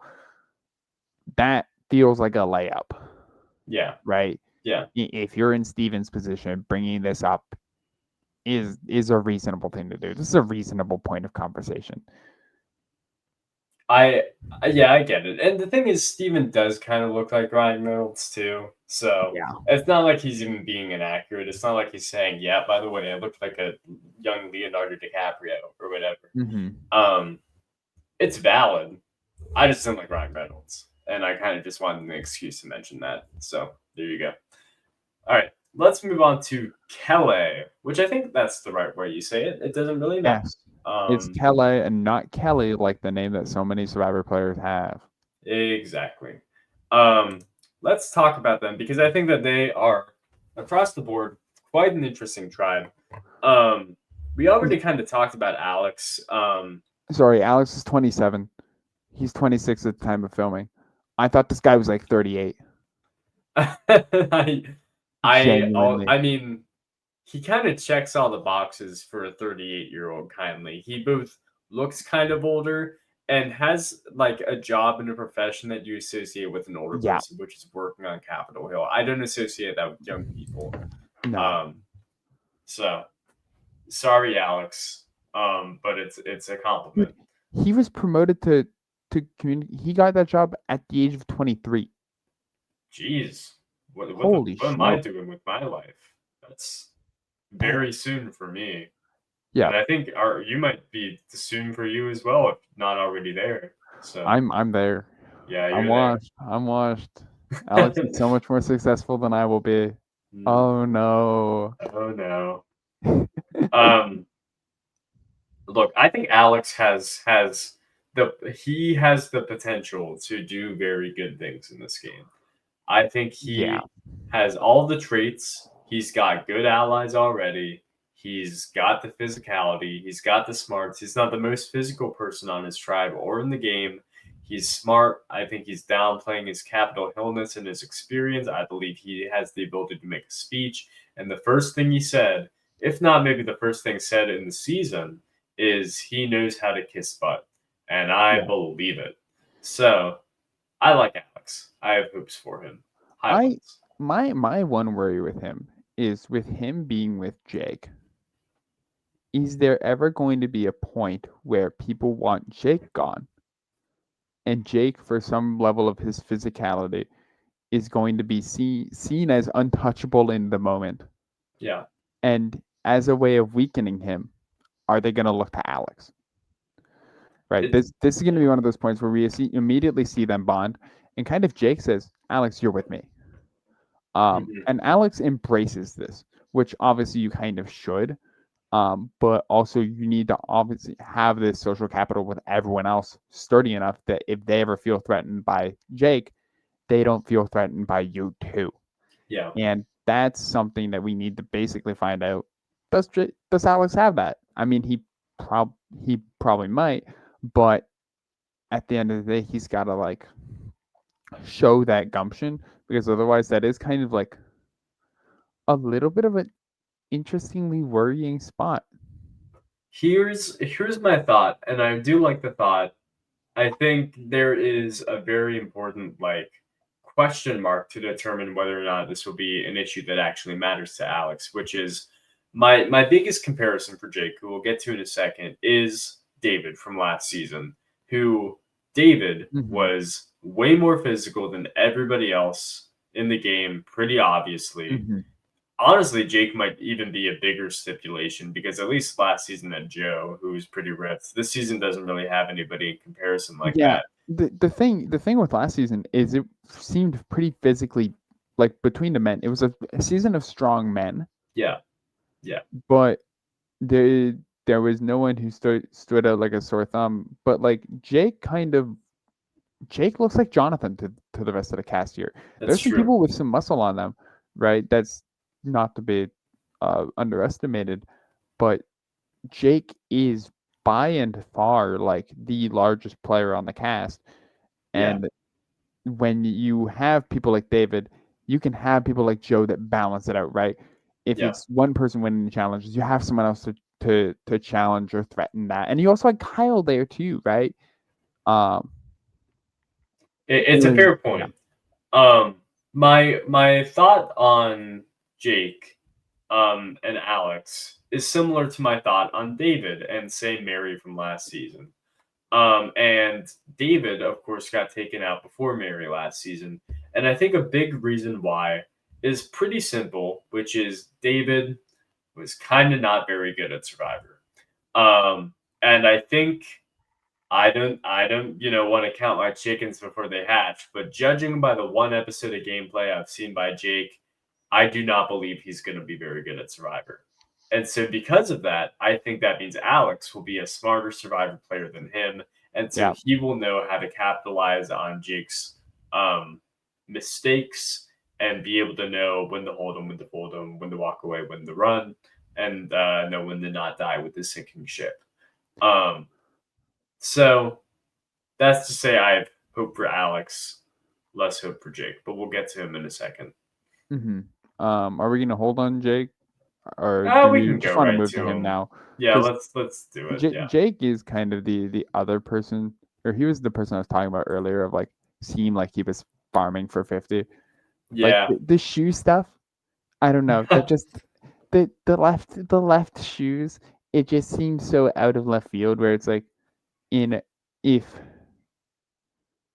there's no build up to it, like he's just like immediately like, I think I'm gonna have people's left shoes He's a because I'm looking content for merchant. I'm Yeah. looking for something quirky to do. You Whereas know what I was thinking when Jake was doing that? I was not thinking this guy's farming to get on 50. I was thinking this guy's favorite player is probably Russell Hance.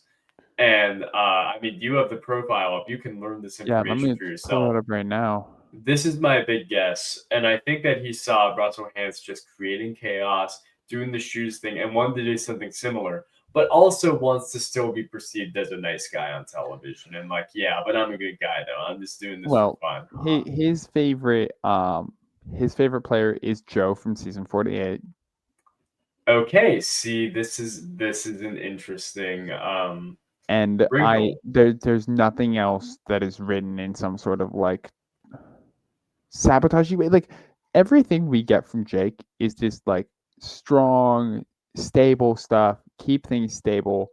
Um, kind of there is no point where it seems like in any capacity chaos is part of his plan. Yeah, Like even if he's like, I want to have my alliance, but I want to have some chaos so that they never feel comfortable enough to come after me. So that's why I'm hiding their shoes. And it's like, okay, this makes sense. But like it could just be he's just trying to have a good time. He could just be like, I'm gonna prank people. But like I don't know. I don't know. It just seems weird. It just catches me off. I'll say this against Jake in this situation. I can appreciate having fun. I can appreciate a prank. I don't think anybody else thinks it's funny necessarily. I think as the season progresses, I don't think people are going to be like, "Oh, the shoe bandit at it again." I think they'll be like, "What is going on with the shoes? Who's doing that?" Oh, the one person whose shoe has been thrown into the woods is Jake, and he's trying not to laugh over there. What this guy's weird. Let's get rid of him. You know. Yeah, it's Jake is one of those people who has kind of not learned the lesson. Jake is someone who probably could have learned from watching Cambodia and paying attention to Cambodia again before this. Like, Yeah. I think I know production has their seasons they show everybody. I think they should tailor it more to be for the people to kind of boost them up. Because like if they showed him 48 and they were like, hey, maybe you should watch 48. You should watch 31 too. Watch this next while you're at I it. And he watches Jeremy and goes, Jeremy's got some good ideas here. People want him out because people would want him out if he told them about his kid on the way. People would yeah. want him out if they figured out his story. Maybe I shouldn't tell people that my dad has glaucoma and I've got a kid on the way and my wife told me to come here and play to bring it home for the unborn child, like before Yeah. FTC. Like what are we doing here? I mean, obviously, I agree with you, and obviously, I mean, Cambodia is my favorite season. You won't find anybody who's more happy to, show that off to people than me. I look. I don't know if Jake, if you can't process that yourself, that maybe you don't want to say that. To me, he just screams recruit. With the knowledge that, his Hmm. favorite player is Joe from the season before, and he's doing all this stuff and is being very open about why he's here. He strikes me as a guy who doesn't really get the show, but probably during sequester watched a Russell Hand season, if I had to guess. I will say, actually, here's the thing, right? Because in Big Brother, especially this season, we kind of saw the dichotomy between like players who are actually super fans, say like Corey Wurtenberger from season 25, versus like players like Lauren or Riley. Like Riley specifically Yeah. being like, "Oh yeah, like I'm a big fan of the show. Like I've watched it a lot." And it's like, okay, you're a big fan, or it's always it was on when I was a kid, and we'd always watch it as a family. It's like Hmm. there's such a difference between like being a fan for a long time and frequency of seasons watched. Like amount of seasons watched does not make a super fan. You can watch every season and be a big fan of the show. You are not a prototypical super fan. You're a fan on a Yeah. different level, but like what used to be a super fan then is now like an ultra fan. The terminology should be shifting. It has not shifted yet. It's the fan inflation. It really is. Um, and it's possible that Jake just isn't inflated enough yet. But Yeah. like at the end of the day, um, it means there's both a possibility that he could be a recruit with the phrasing of like, oh, it was always on when I was growing up. We'd always watch it as a family. Hmm. Um, but then I mean, there's still a little bit there. There is still that basic game savviness of like, I want to get my alliance together. I want to find people I want to work with. Like there was no kumbaya build-in. He was ready to game, even if like it was not, even if it isn't that good, Yeah. and he's not good at keeping threat level down. He still has the strategic gumption, which I think is like a positive for him. What is gonna make him fun to watch in this season is at least he's going to be trying to play. Yeah. I mean, I think the David comparison is accurate. Like David did kind of the same thing where he went and was like, I'm here to play and I'm here to do things. But also not really He, the most he's game the path. he's the face to David's heel. Like David was very much willing to be a heel as long as he gets the $1 million. Yes. Jake is going First to girlfriend. probably try to be a face the whole way through and Yeah. isn't going to notice if he is doing heel like behavior. Um, I like that. Yeah. but yeah, It is funny though, the concept of sitting Jake down like for his second season being like watch Cambodia. Because to me, next to Winners at War, like those are the two most complicated seasons of Survivor with the most like idiosyncrasies. Like that might that might be the reason you need an alternate is somebody has an aneurysm or something. Like it's okay, uh maybe you show him like 3 seasons. That's like the fourth. Then that's the fourth one or something. yeah, But if it's only 48, you're trying to set the season up to be last season, or you're trying to set him up for failure. yeah. It's anyways. I will be entertained by Jake this season. All right, Yeah. moving on. Let's go to Jeremiah. Wait, we skipped Um, Danny. oh, we did skip Andy, Well, right? My so did the apologies. episode. Yeah, yeah. Ha ha ha. I do think there's something funny about Annie, who, by all accounts, really was a prominent character this episode. Having purple highlights, a Hmm. sign of things to come. Perhaps getting purpled, purple Kelly. Who's If to she say? makes it Ha. that far. If she makes it that far, which she probably won't. Um, but Annie is here. She's here. I will be honest, surprised she made it through the episode. Yeah. It looked rough for her. It really Yeah, did. Um, not on like the challenge performance, but it was obviously like kind of just immediately on her, Nicole. yeah, Um, yeah, it was just one of the two. It was whoever's chopped. I mean, I do like in her that she has the right chops. She knows exactly what she should be going for in these situations. She just doesn't have the social capital to like back it up because she was right to say, okay, if we can go Nicole, but if we're doing this, I need to make sure I have a backup plan so I'm not number 5, Yeah, right?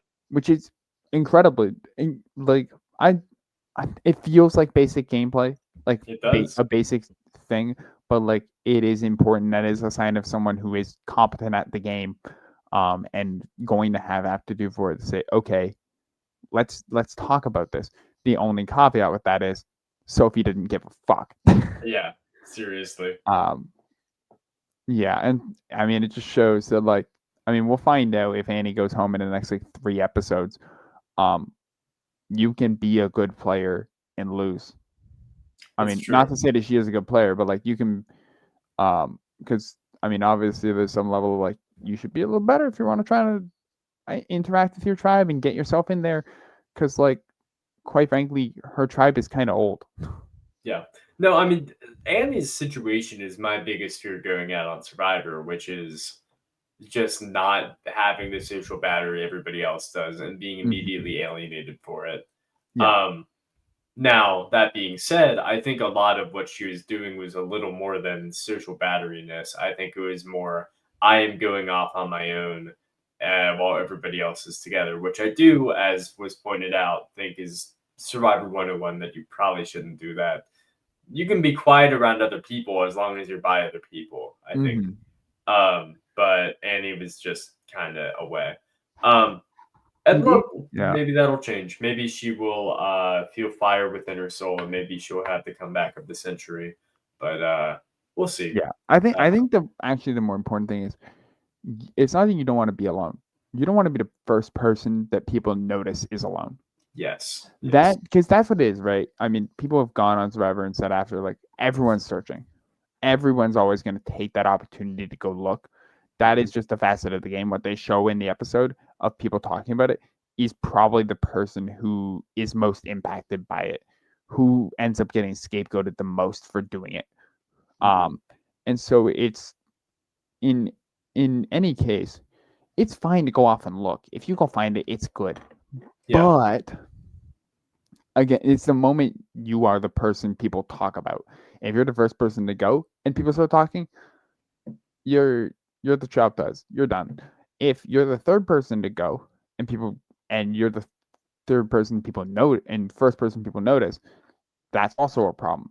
But yeah, if someone else goes first, it's like they're gonna be thinking about that. And then it's kind of like, okay, the gates are open. Like if they're looking, we all should probably look too because like they might get it. hmm And then it's like hmm that's where like day one you said they're playing hard. Day two, you're like, we're probably gonna vote this guy out, right? Yeah. yeah, Do we want to stop them from getting it? Yeah, probably. Yeah, let's do. Yeah, let's just go look. Let's go look together. yeah. But yeah. I mean, this is what fascinates me about Survivor and the idea of going out is like, what is the balance? What is the balance between Hmm. going out and looking for the idol, which everybody wants to do, versus keeping some amount of like loyalty and strength to people and not making it think that you're going off on your own. My philosophy if I were out on the island is this is kind of a stupid answer, but it would be based on what other people are doing. If It other has to people be. are going off alone, as long as I'm not the first, I'm all right with doing it. No, Like, it actually has to be that. That's the thing. Is like Survivor. If your plan is anything other than that, you're probably done because Survivor is a constantly changing game. Every season is different. Every yeah, cast is different. There are going to be casts where if you're the first person to go, it doesn't matter. There's going yeah, to be a cast where you get ingratiated socially enough. If you're first person who goes, it doesn't matter. Um, it like that is going to be a thing that happens. Um, and it's always changing. There's no way to say this is exactly how you should play the game. And even though there are fundamentals of strategy, there isn't a playbook you can use to win because no, it doesn't exist. This game's better than that. yes, yes. Um, so that being said, maybe in other seasons Annie could bounce back. I honestly feel like it's a matter of time with her unless she gets swapped to another tribe, which is certainly not guaranteed in the new era. But Or we'll unless see. like she just strikes up the right conversation with Jake. Yeah, But I mean, Jake seems pretty locked into what he wants to have happen so far, so Yeah. we'll see. Um, let's move on to Jeremiah. Uh, Woo woo. what do you think about Jeremiah? Jeremiah's from fucking Windsor, dude. Really? Jeremiah's my dog. Oh I yeah. I don't need to. I mean, I don't know him or anything, but I'm from about around Windsor in Canada. Shout out. That's a place people don't talk about a lot. So to see someone from there on the show is awesome. Hmm. I mean, he lives in Toronto now, but that is really freaking cool to Yeah. yours truly. So yeah, I'm excited to see Jeremiah play. Jeremiah is already playing hard. Yeah. Um, Certainly. but Yeah. like again, And he's he's trying playing to be like well. that. Yeah, Yeah. he is. I'm not actually he is playing well, but I felt like there was cracks already. I don't know. There was something in there that just like felt like it was he was playing well, but it feels already like a house of cards Yeah. more than He's anyone. playing well, but I don't think he's a third at best. It's almost kind of like the Yeah. Thomas position of last season, where it's like he's ingrained well, but if things go wrong, is he going to be the person who gets got? Mm-hmm. I could see it happening. Um, Yeah.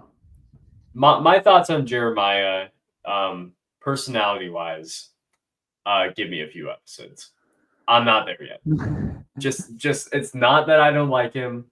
Mm-hmm. I need time to get used to it Yeah. because I'm not. It sounds like I'm trying to be rude here. I'm not. I am giving you my legitimate thoughts. Every time he did a confessional and it wasn't him immediately on screen, I was like, who is this girl talking? I don't know whose voice this is. And I'm sorry, but it's true. I have to get used to it. I'm sorry. His voice is so high pitched. It's crazy. Give me Mm-hmm. 2 episodes. I'll get used to it. I'm not there yet. Sorry. All right. Yeah. But other than that, it's like I will say him being like the point of shift in that tribal council of him being like we're deciding between two people, like Yeah. that shift in that tribal council. By the way, this tribal council kind of electric. Yeah. Like I know people said this is nothing further in an episode, but having like all that positive energy and then like one moment of just oh yeah, but by the way, there's a four basically him outright saying there's a 4-person alliance deciding between two people. Yeah. Like It was a it, power move. Like, a move I would never want to do. no. Because that like right we hear this said about someone else later in the episode that like that kind of thing is what makes you not look like a good prospective alliance partner. This game is about Mhm. secrecy, Yep. to quote Nate Moore. And that kind of statement is something at tribal council where you go, I should reevaluate my stock in this guy. Yep. Because even if he's with you, it's like the moment a swap comes, it's like maybe I leave him for the better model. Yeah. And all that does is make Annie be like, oh, well, that's not good for me. I Yeah, guess Jeremiah wants me out next. yeah, Guess I should do something about that. yeah. Because it is also weird. Because given it was like the whole like not blindsided Nicole because Nicole knew about it, but like you're trying to keep her feeling comfortable, and then Jeremiah says, "Yeah, it's one or the other." It's like this weird balance. You can say, "Yeah, I'm talking about the other one, but like I gotta make sure because both of you know, like I gotta make sure like I'm playing it the same way." It's just Yeah. like I don't know. There's something about it. Hmm. Yeah. Otherwise, shout out Jeremiah. Shout out Windsor. Yeah. Yeah. Shouts out. Um, yeah. All right. Let's move on. I mean, look, Nicole was our first victim. Yeah. But she was a very interesting personality. Mm-hmm. What do you think about Nicole? Financial crime is awesome. Apparently, Jeremiah did tell her to spit in his face. Oh, And okay. apparently that was her vitamins that caused her to throw up. Um, Okay. because of like the lack of water. It's just a lack of water. So Sure. how do I put this? she has gone on to say that she got voted out because Jake didn't like her. Gotcha. Um, this is not. I don't think it's scathing to Jake. I don't think it's bad. I think mainly my thought with her is that producers be producing. Editors are gonna do their thing. Yeah. Even if some of it isn't true, I think it's very reasonable to say like I spitting in someone's face is such an, especially their eyes, is such an anomalous thing that like I Seriously. hesitate to believe that there is not a real reason to do that. And so I feel inclined to give her the benefit of the doubt that yes, she's telling the truth. Jeremiah asked for that to happen because the conversation was like, how'd you get the mud off? I could get the mud off. Um, and it's like, so that seems reasonable. And then, yeah, like taking something and throwing out the Yeah. shit works differently out there. It's like fucking vitamins, dude. Like I don't know. It should have been Flintstone gummies. Those wouldn't have done that to you. As you said before, producers be producing, and I think the tragic case of Nicole in this first episode is really as simple as the editors have had a lot of fun with first boots recently. Cough, cough, Jelinski, cough, cough, Survivor 40, several. Remember, guys? Remember? Ha Hmm. ha ha, remember? I think what they wanted to do was maybe not necessarily make like a memeable moment, though I guess spitting in the face probably applies, but more just like they want to explain why somebody is the first boot, maybe more Yeah. so than ever. And as somebody who did a big video on this channel about a lot of first boots and people who made really, really bad first impressions on Survivor, um, this would not qualify. Like Nicole, by all accounts, probably was not the worst person in the challenge. Seemed physically fit. Frankly, was helpful to her tribe in many ways. Hmm. She may have been a little too forceful on the final, like rope pulling part of the final immunity challenge, but like that's something that happens all the time in Survivor. Like that's not really a big deal Hmm. in the grand scheme of things. Frankly, Nicole seems like in another universe she could have gone far. Like I don't think this Hmm. is a Jelinski situation where it was a matter of time. I think like put her on a different tribe or put her just, in a different day, have her talk to Jake a little earlier. I think she's good. I think this is a case where yeah, Jake made the decision and it was all based on one relationship with one guy or the lack thereof. And that's what did it. And that doesn't make Nicole a bad player.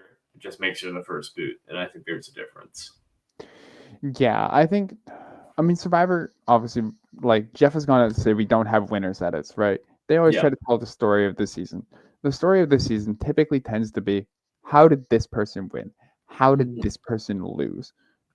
Yeah. And the first episode is kind of always a microcosm of that, right? Because they have one episode to let you know about everybody and then tell you, hey, here's this player, here's why they lose. And obviously, every episode is telling you why someone loses, right? Yeah. It's always building up, but sometimes you get more build up.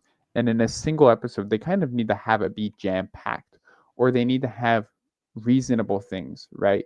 If Yeah. even if you take your vitamin and you throw up, if you're throwing up and someone says, "Oh, you're weak at challenge," like you're one of the weaker ones in challenges, and oh, you spin someone's face, those are all things, if they're taken out of context, can give to the average viewer and say, like, even to you, like, that's going to be something that's probably going to get you voted out first. Yeah. That's So any it's anomalous, even if it's like they have context, they have this, they have that, but like if it's something that's out of context, it immediately just you go, oh well, would I rather have like the older lady who like or the younger lady who threw up, and they're both challenge liabilities because she's gonna throw up again. Her body just can't handle it because at least the older lady, she didn't throw up. Like that's a very visceral reaction. yeah. Yeah. Yeah, I don't know. I just feel bad for Nicole. I feel like I got a lot of flashbacks to Izzy from Big Brother 25 here, where like Hmm. I felt like Izzy was sort of robbed in her own right by one player who didn't like her. And I think the same is kind of true of Nicole. Also, they're kind of alike personality wise in some respects. Um, but Is I it don't also because know. they're like lesbians? Huh?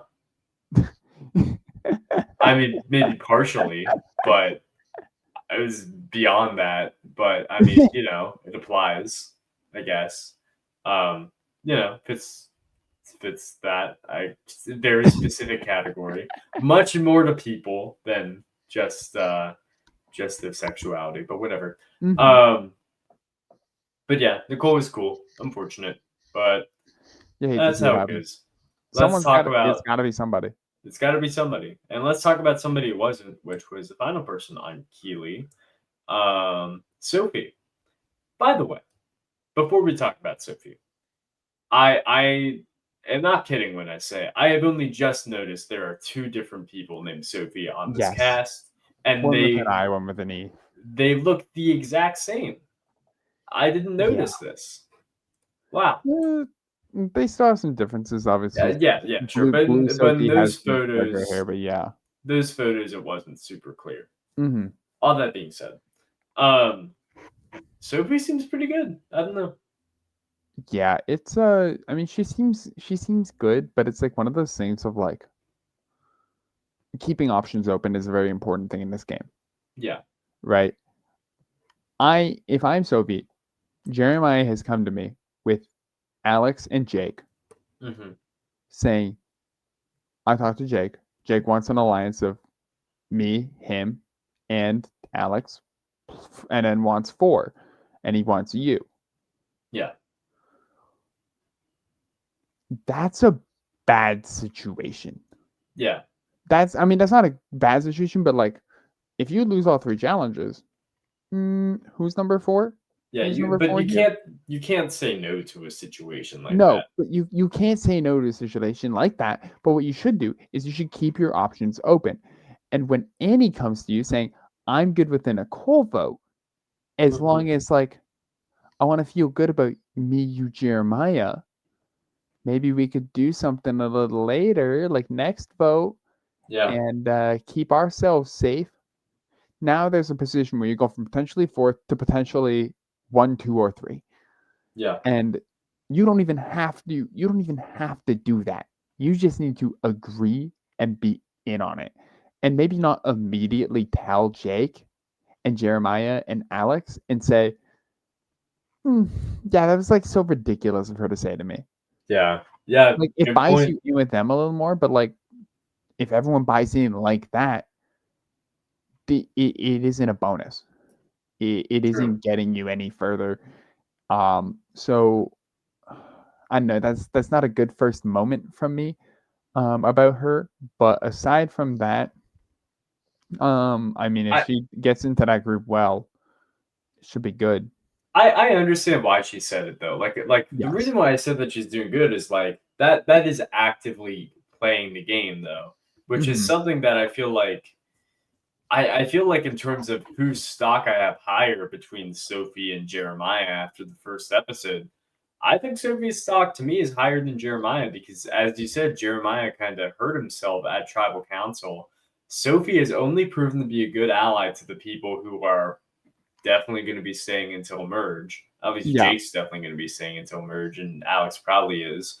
Hmm. Jeremiah, I feel like if nothing else, I think maybe Jake's going to feel a little more wishy washy about him now, or Alex is, or somebody is. Yeah. And Annie is still there and is still looking for somebody to work with. I don't think Annie knows that Sophie went back and told all those people what she said to her.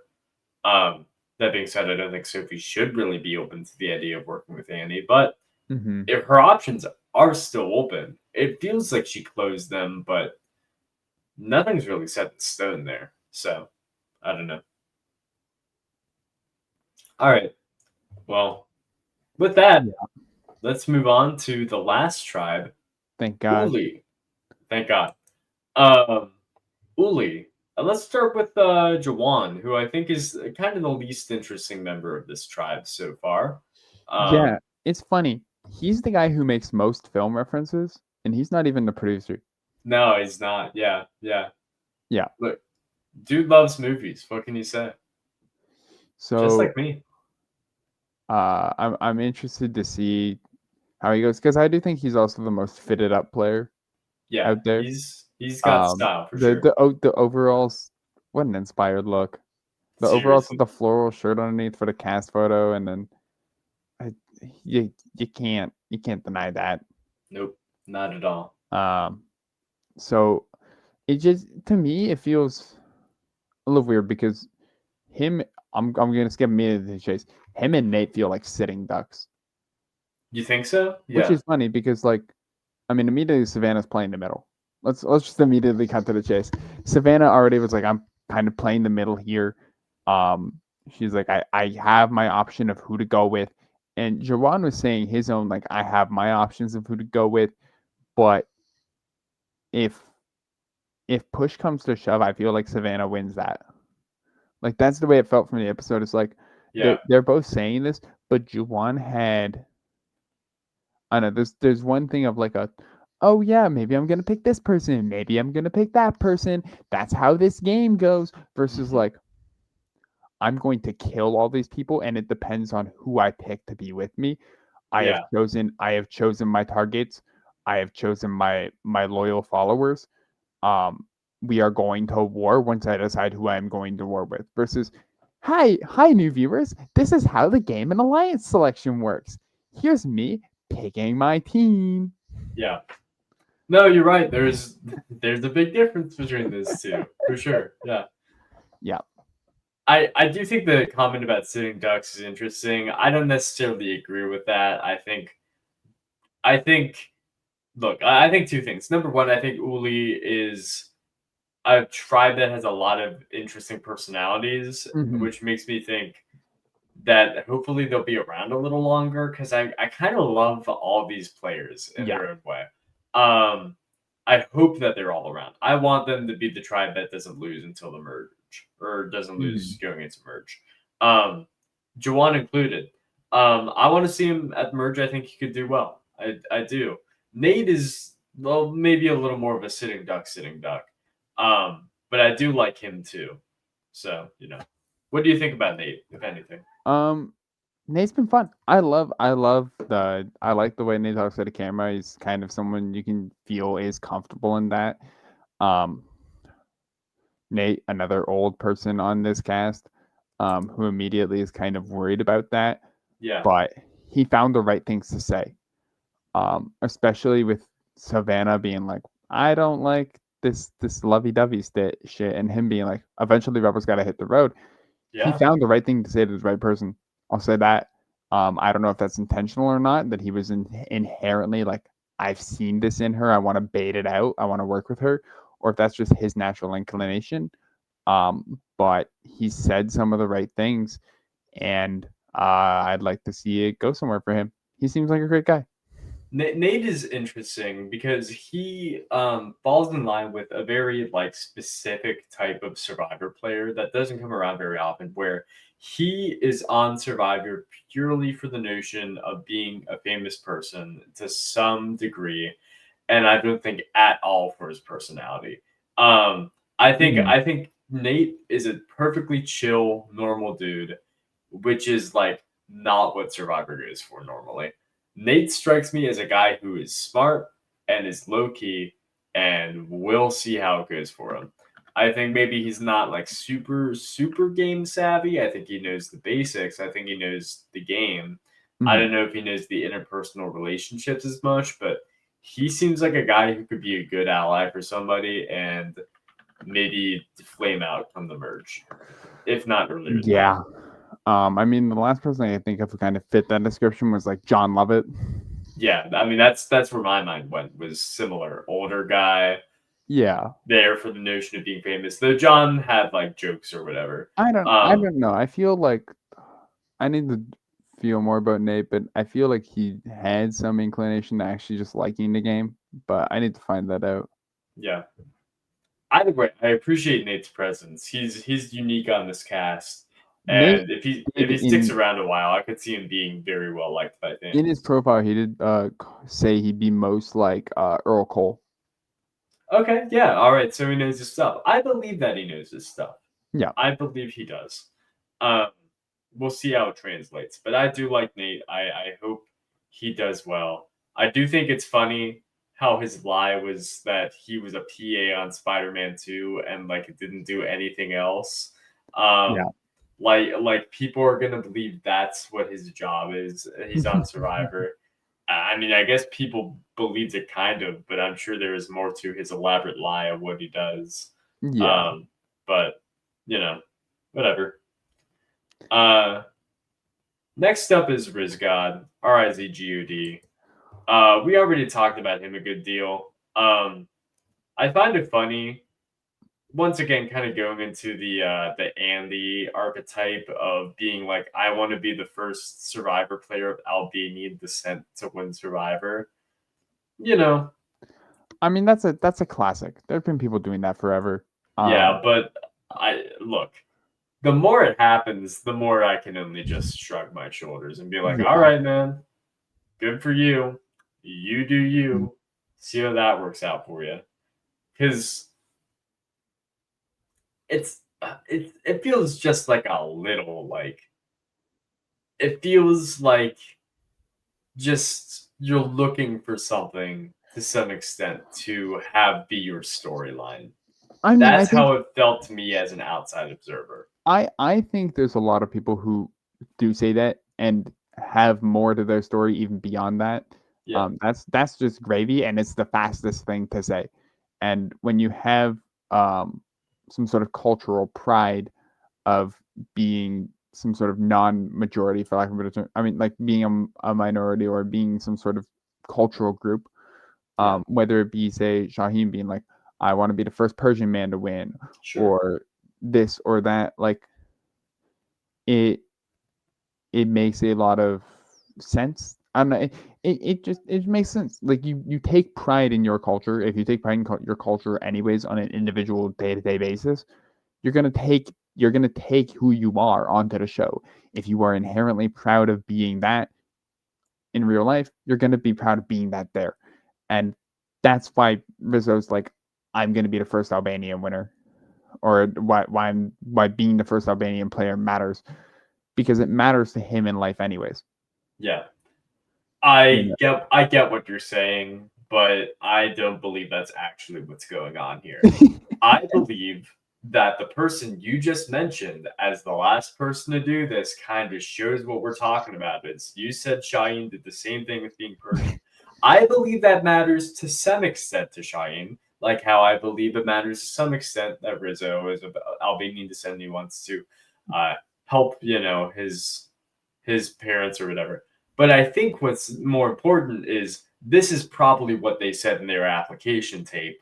And that's what got them on the show or got them a call back from Jeff. And they are parroting what they said to get on the show. And Yeah. that has gotten in the show. That is what I believe is happening here. And I think that is the reason why you see similar things being regurgitated season after season is because this type of storyline is what the producers look for and is what they want to show on television as their inspirational story, Mhm. highlighting new voices, highlighting new whatever, blah blah blah blah blah. I think Yeah. that is what is going on here, and I think not to say that Rizzo is going the Shaheen route because I think he's as long as he doesn't say stupid stuff on Twitter, he'll be fine. But I think it's similar for a reason, which is I that is what the producers want, I and will they'll also fish say, they'll fish for those answers too. It's not quite Big Brother levels, but yeah, they'll try to get those answers. I will say So it is a lot easier to say this person is playing for their country yeah, than like I'm playing because I'm funny and I want to win. sure. I Like mean that's why they got on the that show. is what it is. And I think I mean I understand you know this, but I think a lot of people who complain about like that sort of storyline, it's a lot easier to draw an audience connection to these players, right? Through some sort of like, look, I have pride in who I am and Yeah. where I'm from. Everyone's always like, called family matters in my culture, this, that, Mhm. being who I am matters a lot.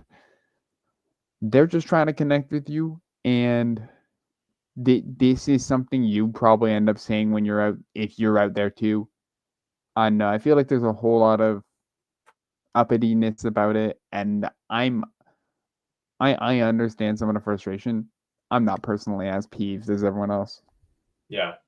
No, I mean, I'm not either, really. It's just something that happens at the start of every Survivor season, regardless of Hmm. how good the premiere is people, really, it's the course of the entire season. People will parrot the exact same talking points about what they want to change.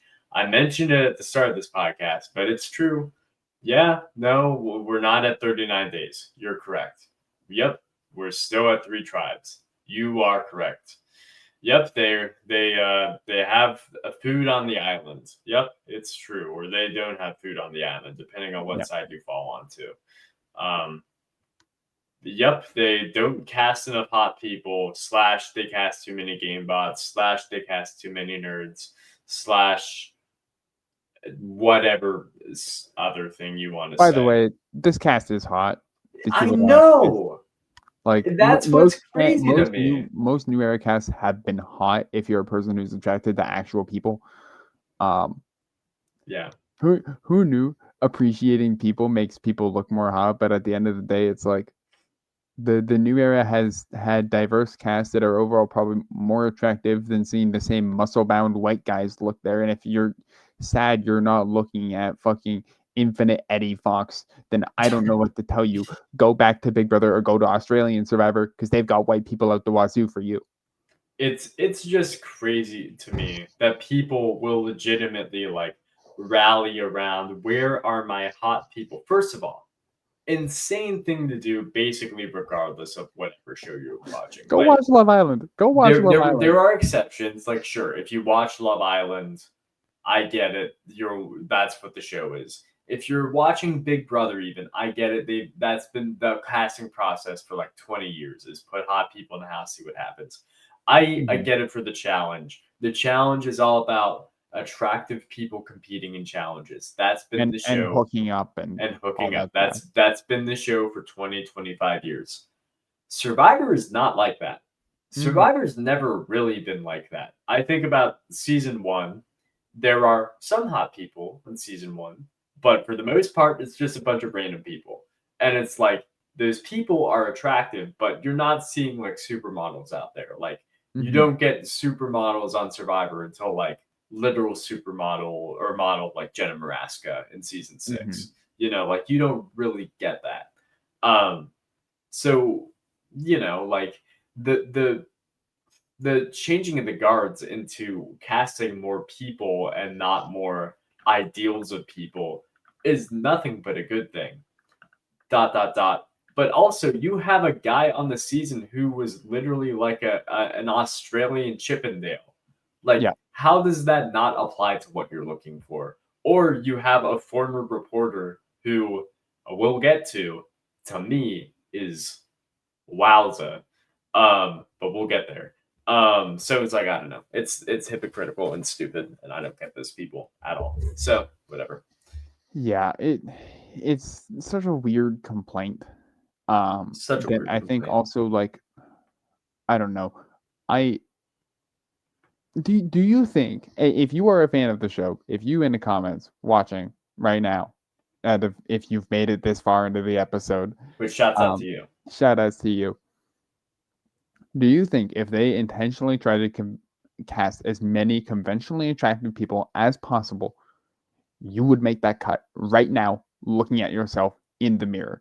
Do you think you would be a fit there? If you are the Damn. person complaining on the line, do you think you are going to be one of those people? No. You're watching a fucking you're tweeting online about Survivor. You're posting on Reddit about this. You are a nerd. You are the nerd you are complaining about.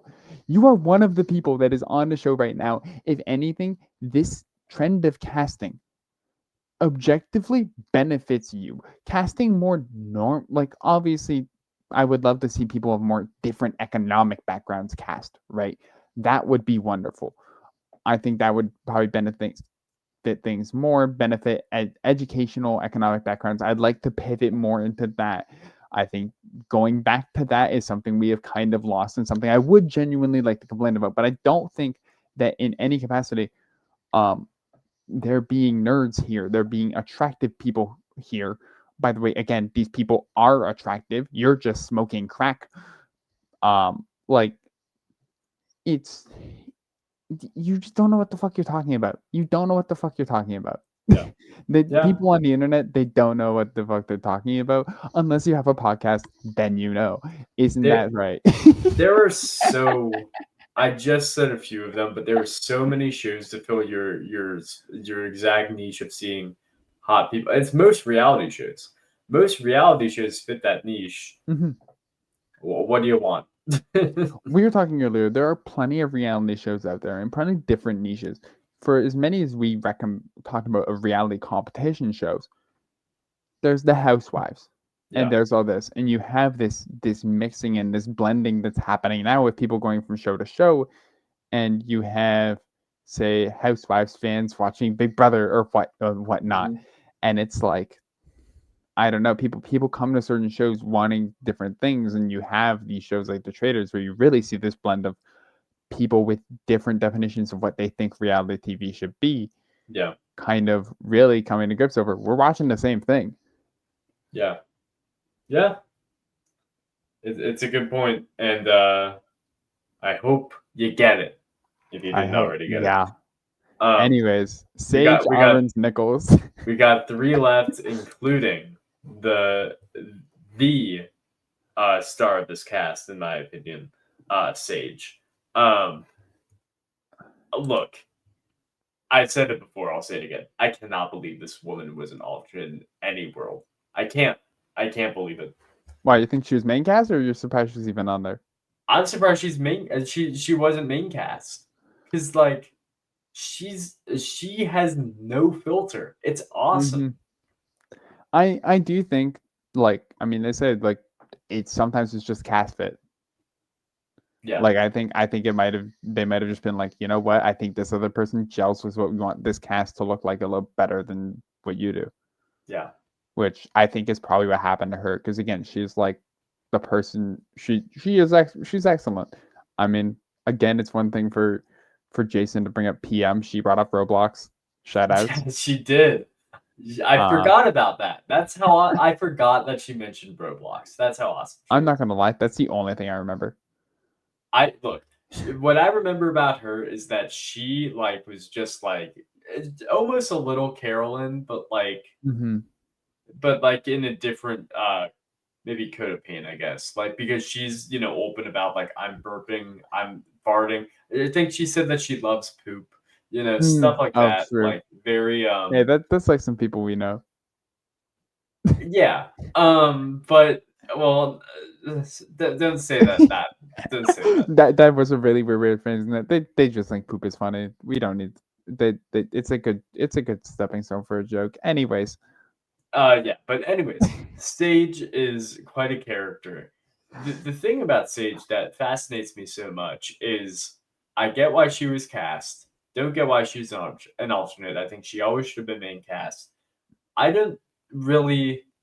I'd like to see her in her day to day life because I think mhm. 24 hours, maybe 12 hours of just seeing the life of Sage would give me a lot of context into who this person is. But at the same time, I feel like I don't need 12 hours. I feel like I would only need 12 minutes. But I don't know. She's a very interesting character. But the thing is, she gives me the vibes of somebody who's gonna be around not very long unless Uli wins a bunch of challenges, which I hope Yeah. happens. So there Um, you go. would you like me to tell you something awesome I read in her profile? Please, Under please. favorite hobbies, she just said she really like plays one game at a time. It used to be Among Us, and now it's Code Names. Okay, see, this is why she's awesome, is because um she's a kindred spirit. Dude, okay, I love Code Names as much as the next person. That's your go-to game. That's awesome. Yeah, yeah. I mean, the thing is, Most people don't have code names friends. You don't have enough people to constantly play code names a lot. no, no. And like, what you need like 6 people for that shit. How the fuck you got I'll like tell you six what, people often? in a year's time, maybe years and a half time, you're gonna see her playing Blood in the Clock Tower. You're gonna see it. because if I don't think it's she gonna be in a year. I think that's gonna be like months. well, I don't know how the NDA works, but Oh, yeah. true. Um, but if she can help it, she might already be playing Blood in the Clock Tower, and we don't know it. Yeah, I feel like if she's playing Among Us and Codenames, she lives and breathes social strategy, which is so funny because based on the edit, and it is based on the edit, you wouldn't get that vibe. yeah. But it's still, I don't know. Carolyn was the same way, so who's to say? I mean, she Um, compares herself a lot to Marianne, and I think like those are I all get that kindred too. spirits. So, Yeah, yeah. Um, no, I like Sage. I hope she sticks around a while. Especially because just the other contestants' reactions to her is pretty funny, where they're like, "I I don't really know about Sage yet," mhm, which is trepidatious, of course, and not necessarily great, but I think she can work through it. Um, mhm. so shouts out to Sage. Shout out. Two more. Um, all right, two more. Let's go to Savannah. What do you think about Savannah, Sunder? Um, she's like a game bot in okay. I respect game bots. I love and respect game bots. Um, it's so funny. People be out here they demonize them. They're like everyone's a game bot, whatever. And then Savannah Louis comes in and says, "Hey, I don't like kumbaya stuff." And you're like, "Whoa, game bots are cool. Game bots are cool when it's an awesome, pretty woman. Whoa." Actually, not to say that's the only reason. I mean, they're awesome when they're awesome people. That being said, there tends to be certain people that the internet gravitates to. They have their opinions. You, we all go over this every season. They have their internet darlings. Why were people so standing Lauren so hard in Big Brother? We still can't Right. properly figure out. We have Oh a my bunch of god. theories. Our leading scientists can't figure it out. Mhm, Um, mhm. but Savannah at the end of the day, she's great. She's kind of got that sardonic nature of like just immediately like I don't care. I don't care. I want to vote you out. And it's like you're gonna get through. She's gonna have that social game, and I think sometimes like people will have that like I don't know how to get like I just want to get to the game, and they're still not patient.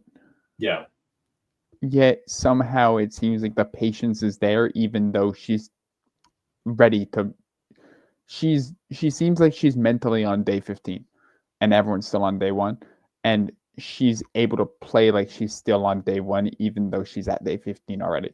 yeah. I think that's good. Look, I mean, I am all in on the Savannah train. I am. It's true. Look, I uh I went for Savannah as my winner pick as soon as I saw that she was a former reporter because as a journalist, I feel the need to stand in solidarity with my fellow journalists and also I am in love with her. However, it's not just the love. It is the fact that I feel like like I've seen this person like when she talks it's like yeah she sound I can hear her talking like a reporter. I can hear her cutting a package. I hear the voice. I hear her delivering some hard hitting journalism. And so I'm a fan because I don't know the last time there was like a journalist like a reporter on Survivor if ever, which I think is cool. I mean, probably the closest thing was Devon's. Yeah, yeah. I mean, When it he's comes the to like same way. Like I hear him the talk, and it's the like, news of it all, yeah, um, but yeah.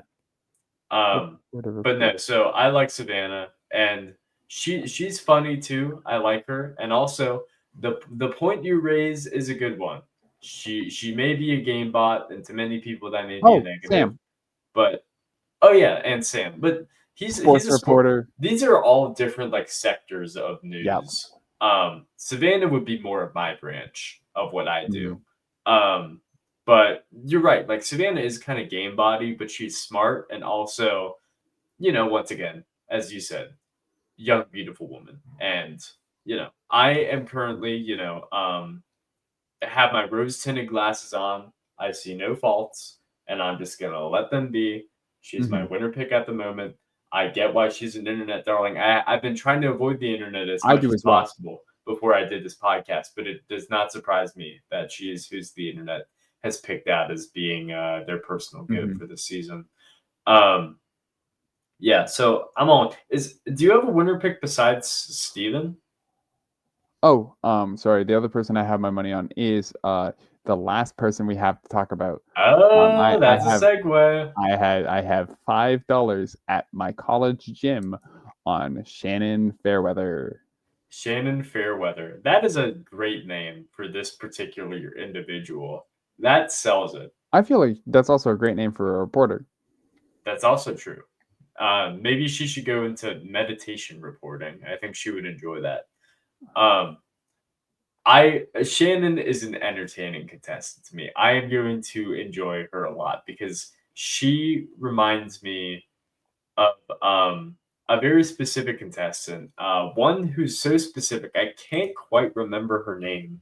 It's Michelle from Millennials versus Gen X. Oh, is it Um, like just Williams? Michelle Survivor 33. Uh, Michelle Schubert. oh, yeah. Michelle Schubert. Um, Missionary recruiter. yes. Very similar in terms of getting the group together with spiritual aura-ness and getting Hmm. them to like align on waves and stuff like that. Now, Michelle kind of faded into the background and then got voted out. Like, there's a reason I didn't remember her last name because she was not particularly memorable. But Hmm. I think Shannon has a heel factor going on, a heel to Savannah, or maybe vice versa, that I like a lot so far. Because Hmm. Shannon, like people have already said, Shannon's smart. She's playing the yoga game intentionally, Hmm. which you know, if I had to guess an internet darling, I actually probably would have guessed Shannon because it's like Parvati. Um, but I'm kind of glad that didn't happen. But I do like Shannon. Once again, I like everybody on this tribe. I'm all about them. Yeah, So Uli. That's the one problem with cat. Good problem. Casting nowadays is good enough that you kind of don't want to see people go home. You yeah, are interested in seeing a lot of these people want to succeed, even if there's so little that we've gotten on some of these people. It's like they are inherently interesting enough people that there's nowhere where I'm like, I want to see this guy go home immediately, which is yeah, a good problem to have. for sure. Yeah. Um, but anyways, that's the cast right there. Hmm. Finally, we got through them all. Look, I mean, we already basically talked about the episode by going through the people one by one. Yeah. And frankly, this podcast has gone on pretty long. So I would just ask you, like, do you have any other thoughts on what's gone on? There weren't any idols or anything, so it's not like it No. was really anything beyond just the basic show Uh, that we already yeah, talked about. But it was a yeah, good episode. It's funny because people simultaneously were like, oh, this episode has none of the stuff I don't like. hmm Also this episode's kind of meh, yeah, and it's like I would encourage you to save that for like the second or third episode.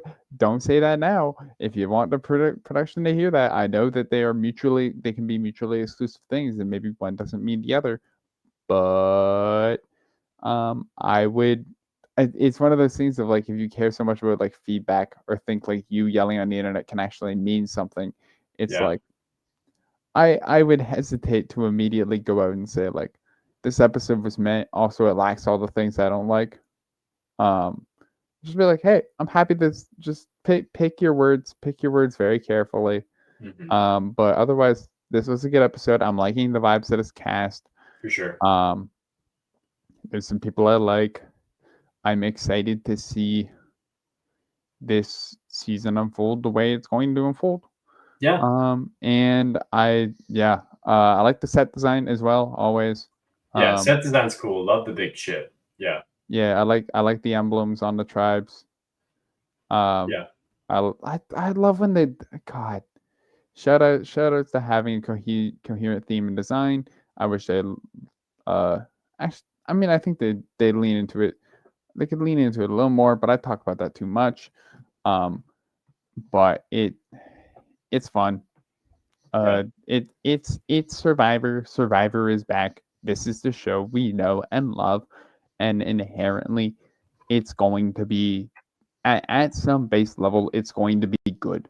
yeah. There's I a reason actually, why. There's a I'd reason why say it's the I'm a gold standard of like reality television. It's been on for so long. It is like the number one spot, Wednesday spot or whatever. It it is a powerhouse because it is a good show. For sure. Absolutely. And you know what? I actually have probably higher hopes for this season than a lot of other people do because, from my perspective, I think last season, Survivor 48, most fans can agree, bit of a bust. At least hardcore fans can. In terms of the sense that like editing was bad, and it felt like the editing was too focused on the people coming back for Survivor 50. I feel like this time around, the editors will have that in the forefront of their mind. So I think they'll be better about editing people evenly. Maybe not. We'll see. IDK, but I hope so. And I do have enough faith in the Survivor editors over 47 other seasons of mostly good editing that they'll Mhm. be able to figure it out. And I liked this first episode. I thought it was pretty good. So, yeah, I'm ready for more and I'll be watching and I'll be podcasting. So, there you go. Woohoo! And with that, thank you everybody for joining for this long but informative episode of Seen good moves lately. Hope you enjoyed. Make sure to check back for more. We will have more guests throughout the year. And I enjoy you and I enjoy your company. Thank you, everybody. Thank you, Sunder. And goodbye. Bye bye bye bye bye.